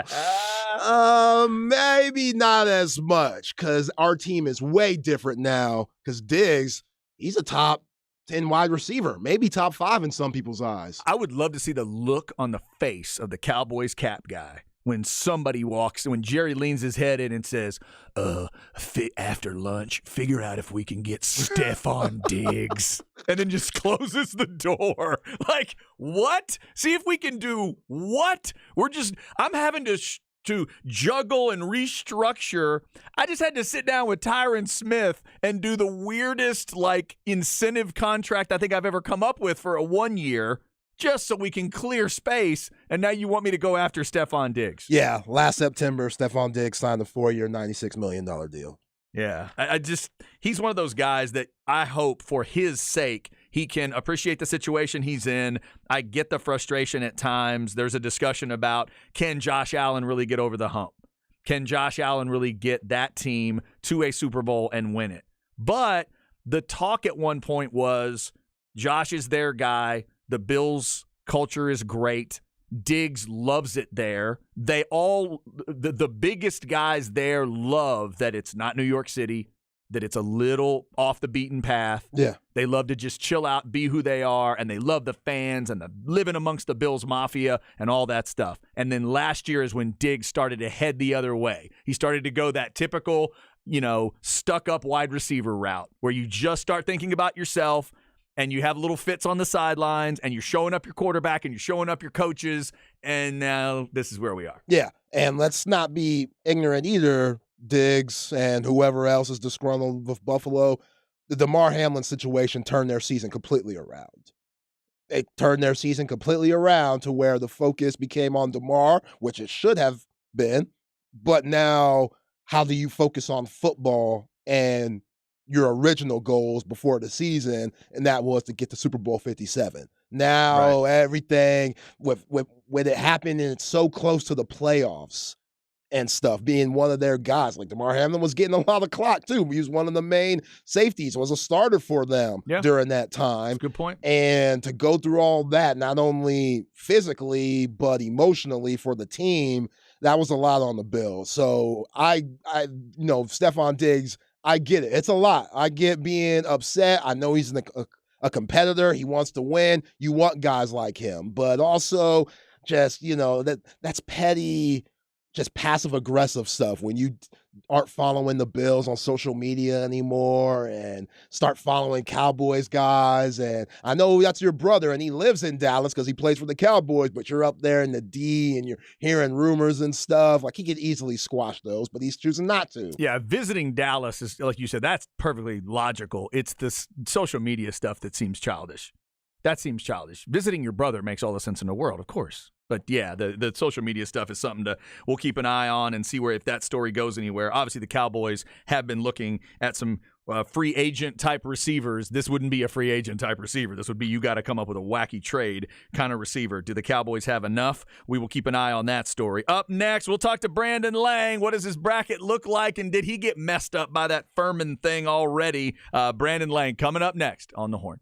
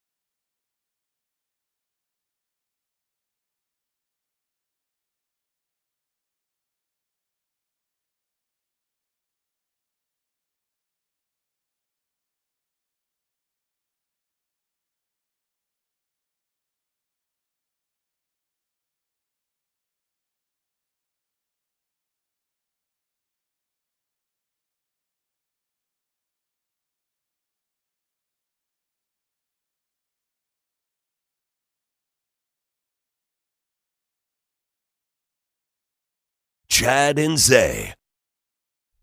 All right, let's go hour number 3. Tournament starts with some craziness. Maybe your bracket has already messed up a little bit. Chad and Zay with you. I'm Chad Hastings. He is Isaiah Collier. What beat you have for us here, Zay? Nas, New York State of Mind. Ooh, nothing wrong with that. All right, a little Nas to get us started. And the bracket has already got 2 winners. Maryland beats West Virginia, and Furman did pull the upset over Virginia. So hopefully if you had Virginia advancing, you didn't have them advancing too far. We will talk brackets and a lot more right now with one of our favorites. He's all on with us all through football season, and he also is nice enough to make an appearance during the tournament or two. We're glad for it. It's the Vaqueros Cafe Cantina Hotline. He is Brandon Lang of BrandonLang.com. Also check out Believe Me with Cordell Stewart. He and Cordell on the Believe podcast network. B. Lang, happy tournament day. How are you? If you were to look at the bracket sheet of paper that I have written down right here from radio shows that I've done the last 3 days, I have written down two number 13 seeds to look at.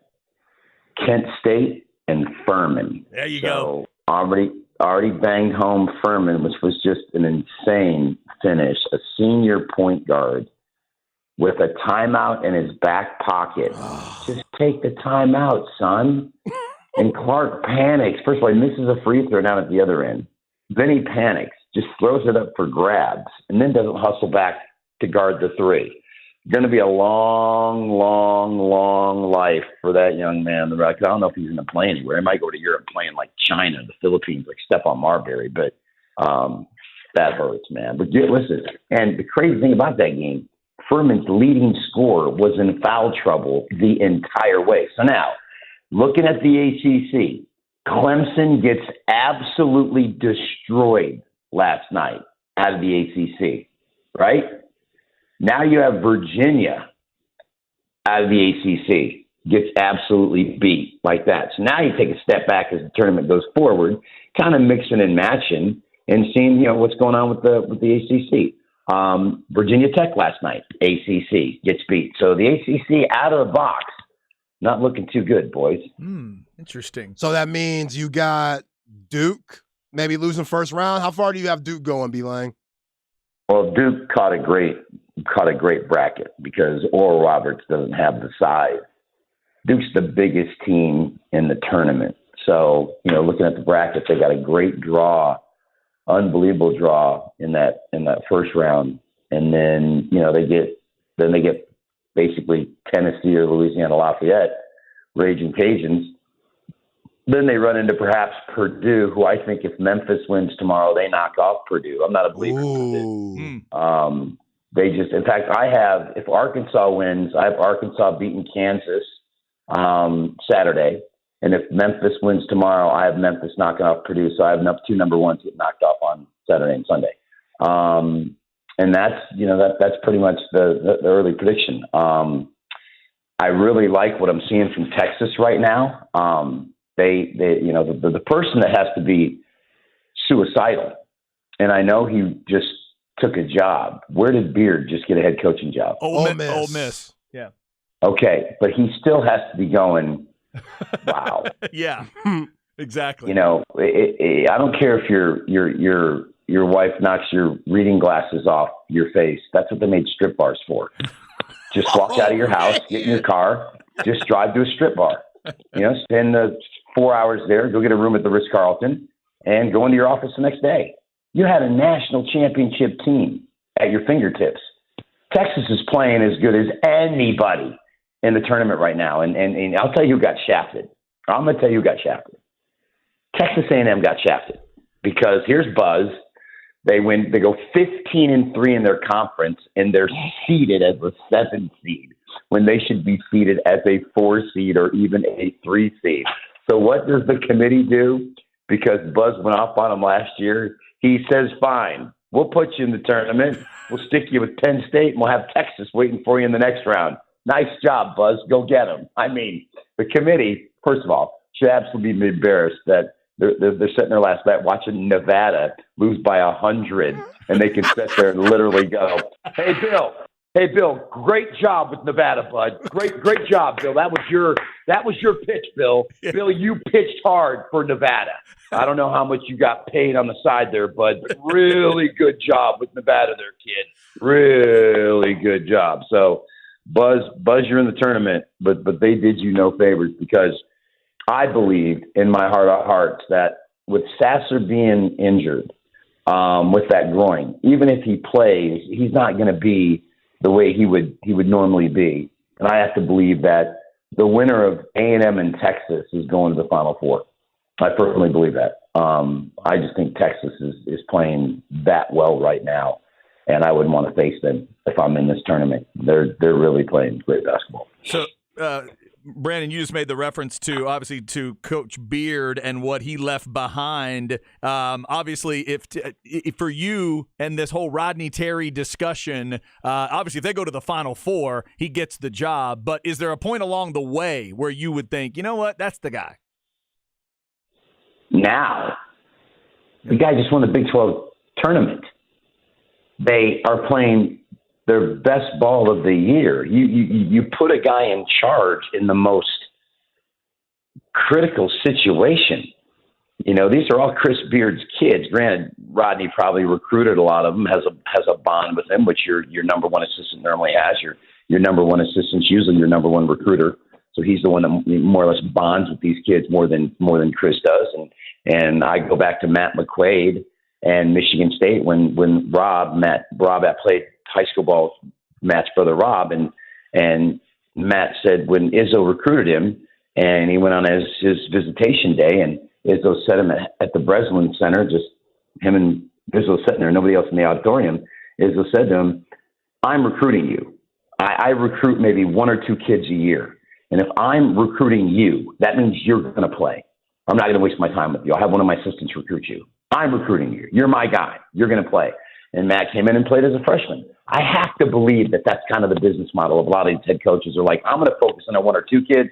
The rest of you guys go get the rest of these kids. And I believe Rodney's got a great bond with all these kids. And I think just based on winning the Big 12 championship tournament, you have to give this guy the job. I think you're going to have some chaos with these kids if you don't give them the job. They're not losing to Colgate. I can't see that happening. That A&M game, if it's A&M in Texas, that is going to be one hell of a basketball game. I don't think there's any shame if they drop it there, but this is a really dangerous basketball team. I'm really high on Texas. I really am. Okay. Nice. Yep. Let me ask you this, B. Lang. A couple of the games today, I'm looking at the lines from the 7-10 seed Boise State, Northwestern. It's Northwestern -1.5. A little bit later, this USC, Michigan State -1.5. Out of those two games, which one would you take? I would look at Michigan State and USC. Is that the one you said? Yes. Yeah. I would take Michigan State. I'm not a fan of USC. I think USC losing in the Pac-12 tournament, they got blown out at home by Arizona. This is the kind of game that Izzo wins with Michigan State. That Boise Northwestern game could go either way. Boise can flat out go, but Northwestern, if they play well, tough loss in the Big Ten tournament to Penn State in overtime. But Chris Collins has taken Northwestern to their second NCAA tournament as a head coach, and has done just a great job. I leave that game alone, but Tom Izzo has a habit of winning first-round games in this tournament. So, Brandon, you were talking about some of the teams you think are going to advance. Remind us, are you a one bracket type of guy, or are you a 10 different brackets type of guy? How do you end up by the time we get to 11 o'clock today? I am a horrible bracket kind of guy. All I do is pick the upsets, and I'm a dog guy. So I got you. I have an absolute blast with my bracket. I don't think I ever do well in brackets, whatever. I'm just a game by game guy, and I think College of Charleston is worth a look as a 12 seed. Drake's going to the Sweet 16, boys. Ooh. Drake is this year's Loyola Chicago. They have 4 fifth-year seniors playing on this basketball team. They know each other better than any team in college basketball. And if you've not seen them play, they can go. And they really remind me of Loyola Chicago. Wait till you see them play against Miami. Wait till you watch that game. In the first 5 minutes, you're going to go, oh, my God, this Drake team can go. Like, you're going to be impressed. You're going to be like, wow, this Drake team can go. They're exciting. And then keep an eye on Kent State over Indiana. I'm telling you, Kent can go out of the MAC conference. Kent State can go over Indiana. Reminds me of when Ohio beat Virginia as a 14 seed a couple of years ago with that light-skinned point guard Preston, who was unbelievable. Kent's got similar players, so Kent 13 seed. 12 seeds, Drake, Charleston, and VCU. I like a lot. And then best bet today is Texas A&M over Penn State. Best bet tomorrow is Memphis over Florida Atlantic.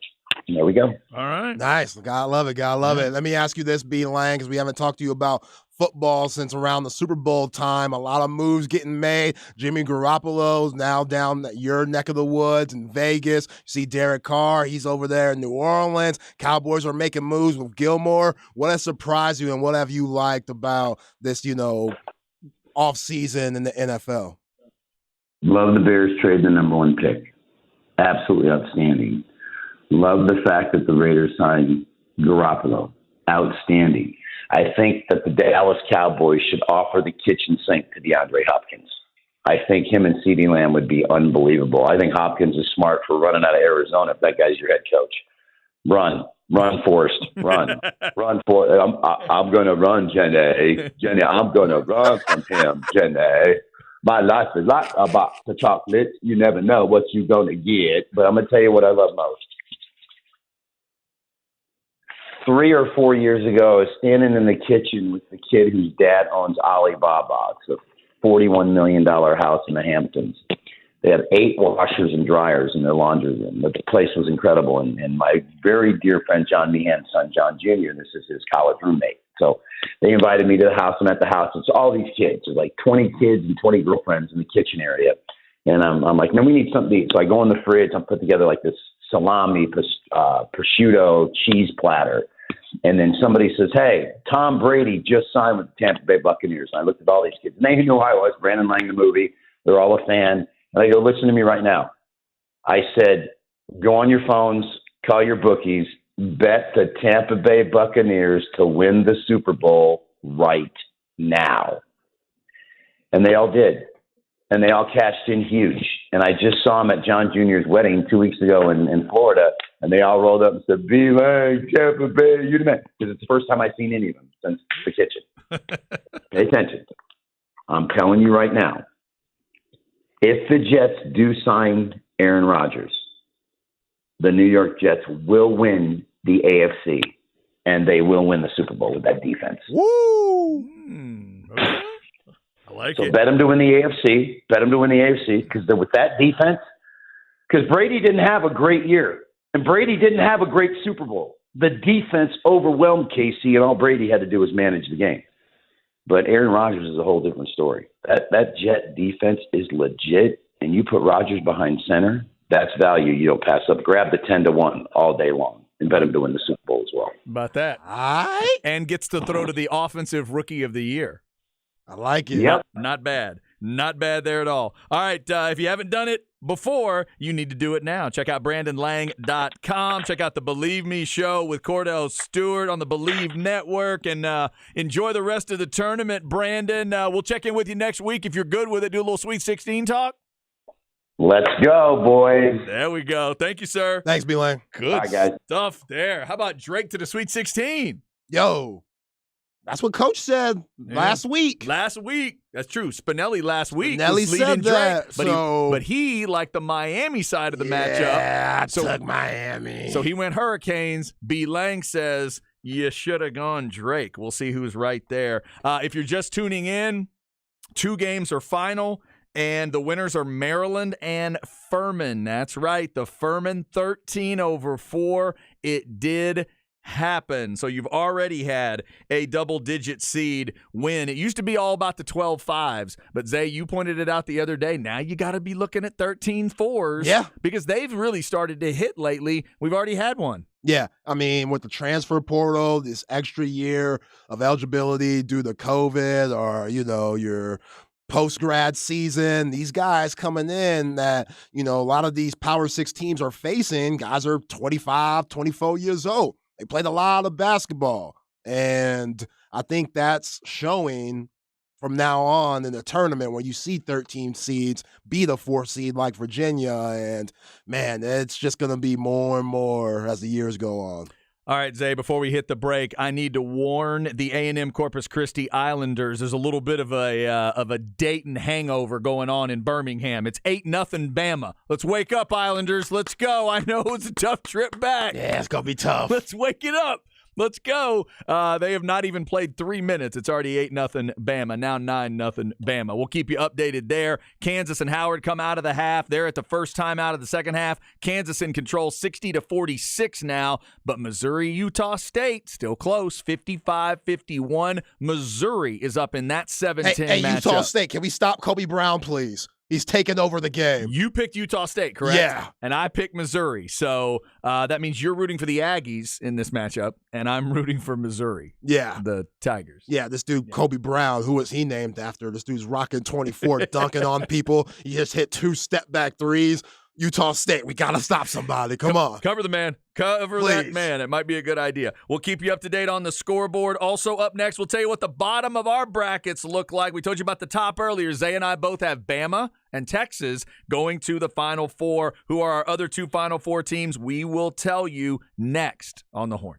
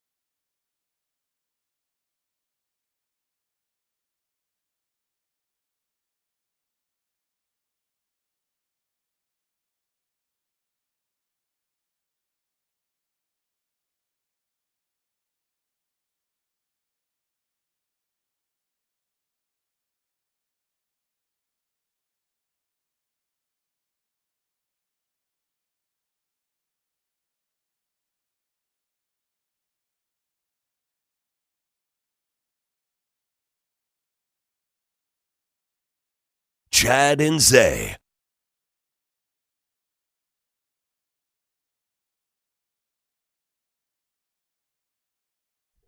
Rolling through day one of the tournament, there's already been a massive upset. Chad and Zay with you on a Thursday, trying to cover it all for you. All right, Zay, do I have any shot here?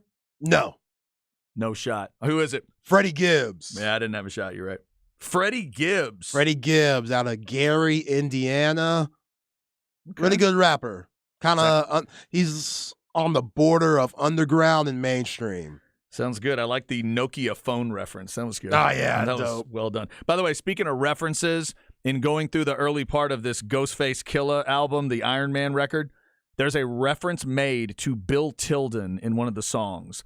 Bill Tilden is a tennis player so old, like older than Stan Smith way back. I think Bill Tilden was a stud in the 20s. Man. And Ghostface Killah made a reference to Bill Tilden. Now, do you know that Ghostface said it? Because there are a lot of people on that album. That is true. I'd have to double check which song it was and who actually. Yeah, it could have been Capadonna. Who actually put it out there? Yeah. Or Raekwon. Well, from what I learned early on in this run, it could be a ODB thing, but I don't know. I don't think it was him. But because he definitely has that old feel to him, right? Where he makes these crazy references there. But I was like, wait, was that a Bill Tilden reference? Like, I barely got that reference as a tennis fan. I have no idea. Maybe there's another Bill Tilden out there I don't know about. Right. But, yeah, that was crazy. All right, so Freddie Gibbs to go with Boston, Jerry Reed, Aaron Frazier, a new artist that we really dig, and R.E.M. Shout out to our production guy, Dave, for introducing us to Aaron Frazier. All right, so in terms of the tournament, the big upset is Furman over Virginia, 13 over the 4. If you want to go back on the podcast, listen to the end of the second hour. Zay's reaction is fantastic. He picked Virginia, and I picked Furman in our brackets. Maryland also beat West Virginia. Those games are final, and then the other two games going on. Missouri still up. It's 64-56 now on Utah State. That's 4:39 to go second half. Kansas up big 69-52 on Howard. And the Bama game has tipped off 15-8 Bama, 14 minutes to go first half. And now the Charleston-San Diego State game is underway. They're almost to the first timeout. 8-6 College of Charleston early on. Yo, man, I'm about to go 0-3 with this Utah State loss, it looks like. My bracket mo busted and a thick woman trying out size 2 jeans.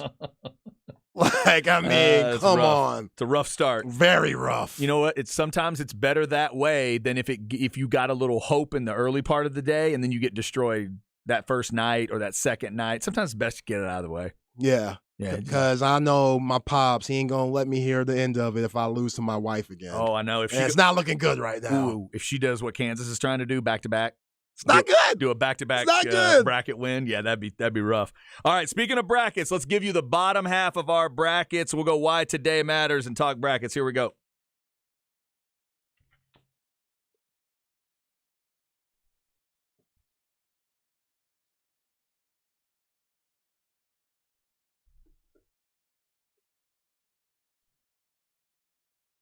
All righty, March 16th. By the way, happy 10th birthday to my dog today. My dog turns 10. Yeah, that's right. The estimated birthday for Peekaboo is 10 today.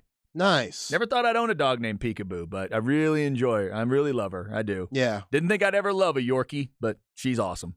What present does she get? Does she get a present? You're not that kind of dad dog? I believe there's a special chew toy that's been purchased. Okay. Yeah. She doesn't have those. She'll wear herself out on those if you give them to her too much. Because she's one of those dogs that likes to squeak it literally until it stops squeaking.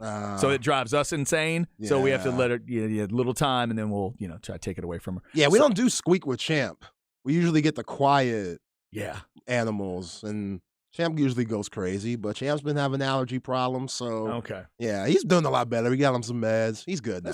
That's good. Shout out to Champ. Shout out to Peekaboo on her birthday. Hey, happy birthday, Peekaboo. Shout out to all those great dogs out there that make our lives better, or cats, or whatever your pet of choice is that makes your life better, hopefully, and doesn't chew up the furniture too much. All right, so the highlights of the top parts of our bracket. We both picked Bama and Texas to make the Final Four. We both picked Texas to beat Texas A&M, if that matchup happens. And neither of us, you had Texas beating Houston to get to the Final Four, is that right? Or someone else? I have Texas beating Indiana. That's right. You had but that's wrong. As this tournament's gone thus far, that's wrong. We know that. We know that. Right. I'm off. That ain't right. Oh, come on. You still hold out hope until it's official. So that's on the top part of the bracket. Let's talk about the bottom of the bracket. We'll go lower left here, Zay, to the East region where Purdue is the 1 seed. I've got Purdue getting through to the second round and facing Memphis in the 1-8. Yep, I got that too. You like that? That Memphis Florida Atlantic game is going to be great tomorrow because Florida Atlantic, they've only lost 3 games all season. They've won over 30. In Memphis, we know how athletic they could be for Penny Hardaway's squad. So just like all 8-9s, coin flip. Yep. I got Duke facing Louisiana. I'm calling the Louisiana-Tennessee thing. Somebody said to take it, so I'm going to take it. I'm going to say the Ziegler thing matters that much. Yeah, I agree. Yeah? I just think that's so much on Vescovi and Key to where they have to do and take over ball handling responsibilities that Ziegler took over for. Now that he has a torn ACL, I just think it's going to hurt. You know, I can't see Tennessee making it out the weekend, but I do got Louisiana winning that game. All right, so we both have the Duke-Louisiana matchup in the second round. I went with, this may be a little weird for some, but I went chalk here. I went Kentucky and Kansas State in a 3-6 in the second round. What do you think? I like it. Yeah. Kentucky, they just got Wallace back out of the Dallas area. He's one of their best players, and I just see Oscar Tshiebwe dominating this Providence matchup, so I like them winning. And then Kansas State, we know a lot of people aren't on board with them. We know there's a lot of statistics out there that say don't take them very far, but, man, I've been watching Marquise Noel and Keontae Johnson hoop all season long. Those guys are dogs, and it's going to be tough to get them out the tournament. I got Kansas State advancing. That Kentucky-Kansas State game, that's going to be good, boy. That's going to be real good. That could be a very good one. Yeah, we'll get to that one in a second. And at the very bottom, Zay, I've got Michigan State beating USC. And, Shaka, I'm doing this for you, Vermont against Michigan State. Oh, man. I'll throw it out there, and we'll see if Shaka can overcome. But Shaka did not win a tournament game at Texas. I'm going to say the Catamounts pull off something crazy. What do you think? Yeah, just knowing Texas's luck, Shaka Smart's going to win a national championship this year. So I definitely have them winning that game against the Maple Serps. Okay. So you got Michigan State too? Yeah, I got Michigan State. Tom Izzo. I'm with B. Lang. This time of the year, it don't matter who he has on this team. He could get guys from the stands. He could go in the slums of Michigan and pull guys off the street. He gonna have those guys ready to play in March Madness. So I like the Spartans, but yeah, Marquette, those guards, man, Kolek and Jones, they're as good as any backcourt in the nation.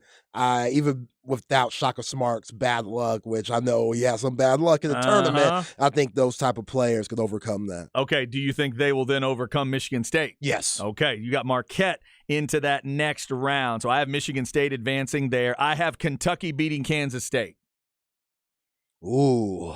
I went with the math I said the other day where supposedly Kansas State is not getting to the Sweet 16, so I had Kentucky win the game. I got that too. Okay. I got that too. And then up to the top, I got Duke and Memphis advancing. I got Memphis upsetting Purdue.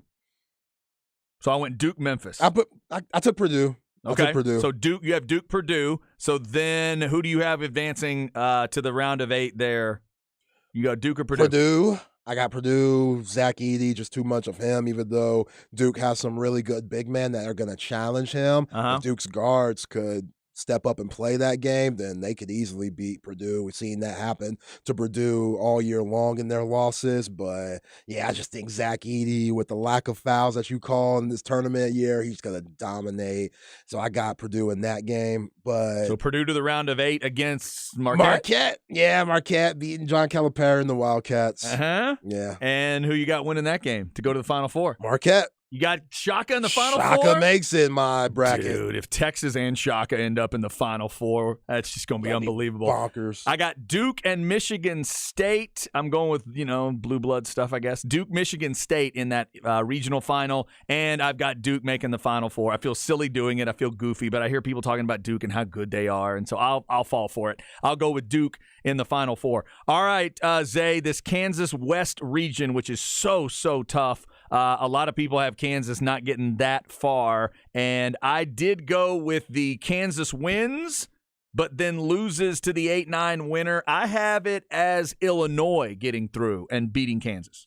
Yeah, I got Arkansas. Okay. I mean, I like both teams, Illinois and the Razorbacks. We know Illinois has Matthew Meyer, the Westlake alum, and Tarek Shannon, the Texas Tech transfer. Both of those guys lit up Texas during that December matchup at Madison Square Garden. So if they have a good game, they could definitely win, but I'm choosing coaching. I think Musselman is a little bit better than Underwood, and I think the talent's a little bit better at Arkansas, so I got them not only beating Illinois, but beating Kansas in that second round. There you go. So we both have somebody knocking Kansas out in that second round. I've got Virginia Commonwealth pulling off the 12-5 and UConn beating Iona. Same. Okay. I got TCU and Gonzaga winning.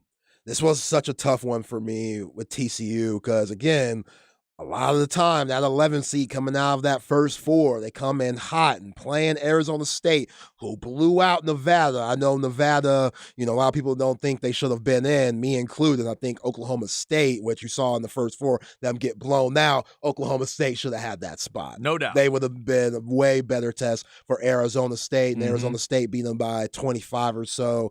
But, Mike Miles is so damn good. Jamie Dixon's team, even without Eddie Lampkin, they could just overpower you. The fast break points, the offensive rebounding. I like the Horned Frogs there. Okay, so TCU, Gonzaga advancing there at the bottom. I've got Northwestern beating Boise and then UCLA winning over UNC Asheville.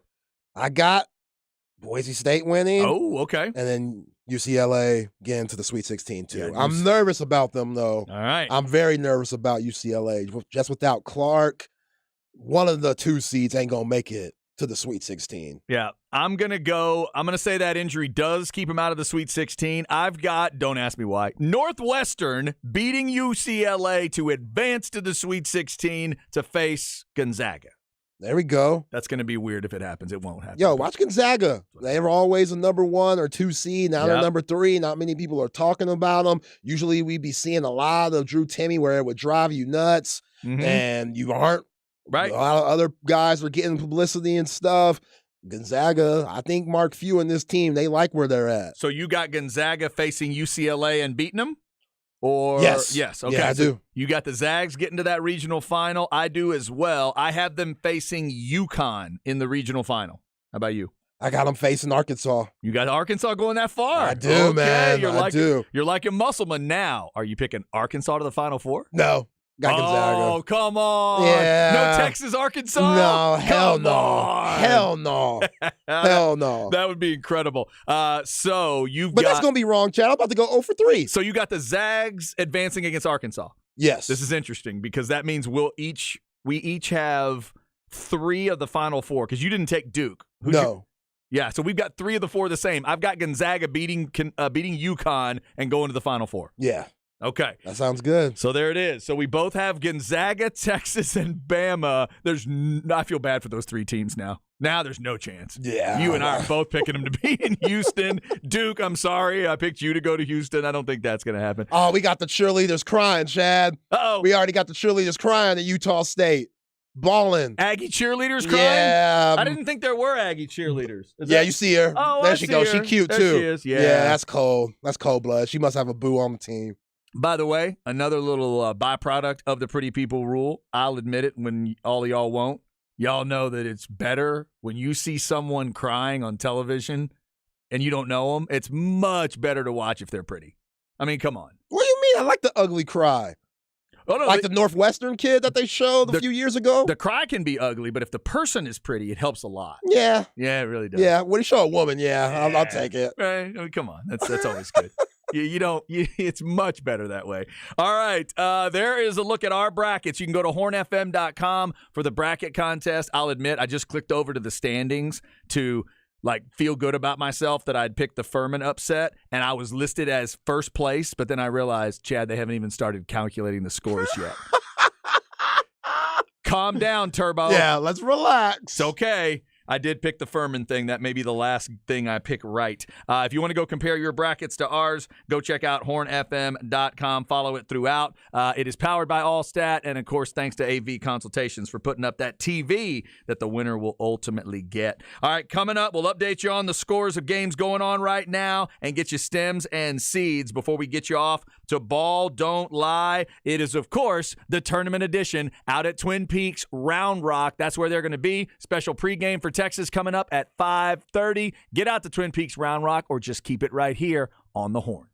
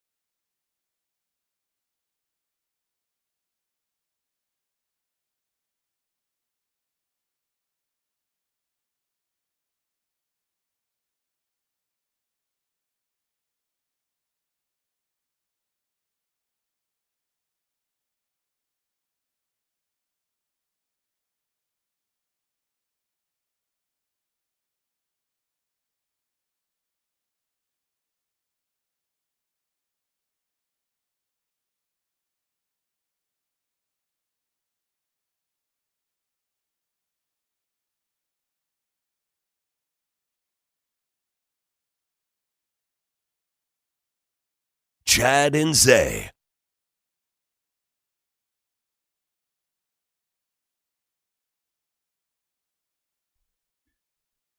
Just about to wrap up a Thursday show. Tournament gets started. Crazy games, close games, and we already have one big upset. We will tell you what that is coming up if you're just jumping in. All right, Zay, do I have any shot at this one? No.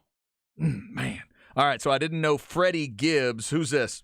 Big timers. Manny Fresh, Baby, the Stunner, #1 Stunner, Birdman, Cash Money Records.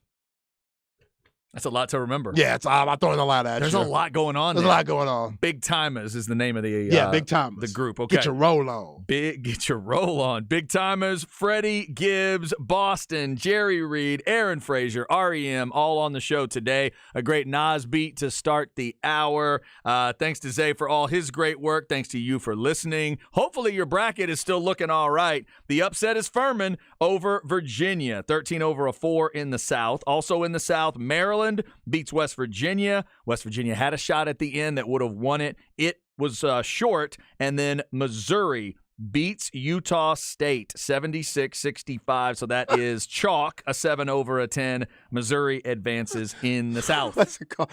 They got video on a Furman player going to the locker room after the game, just like in disbelief, like, I can't believe he just threw it.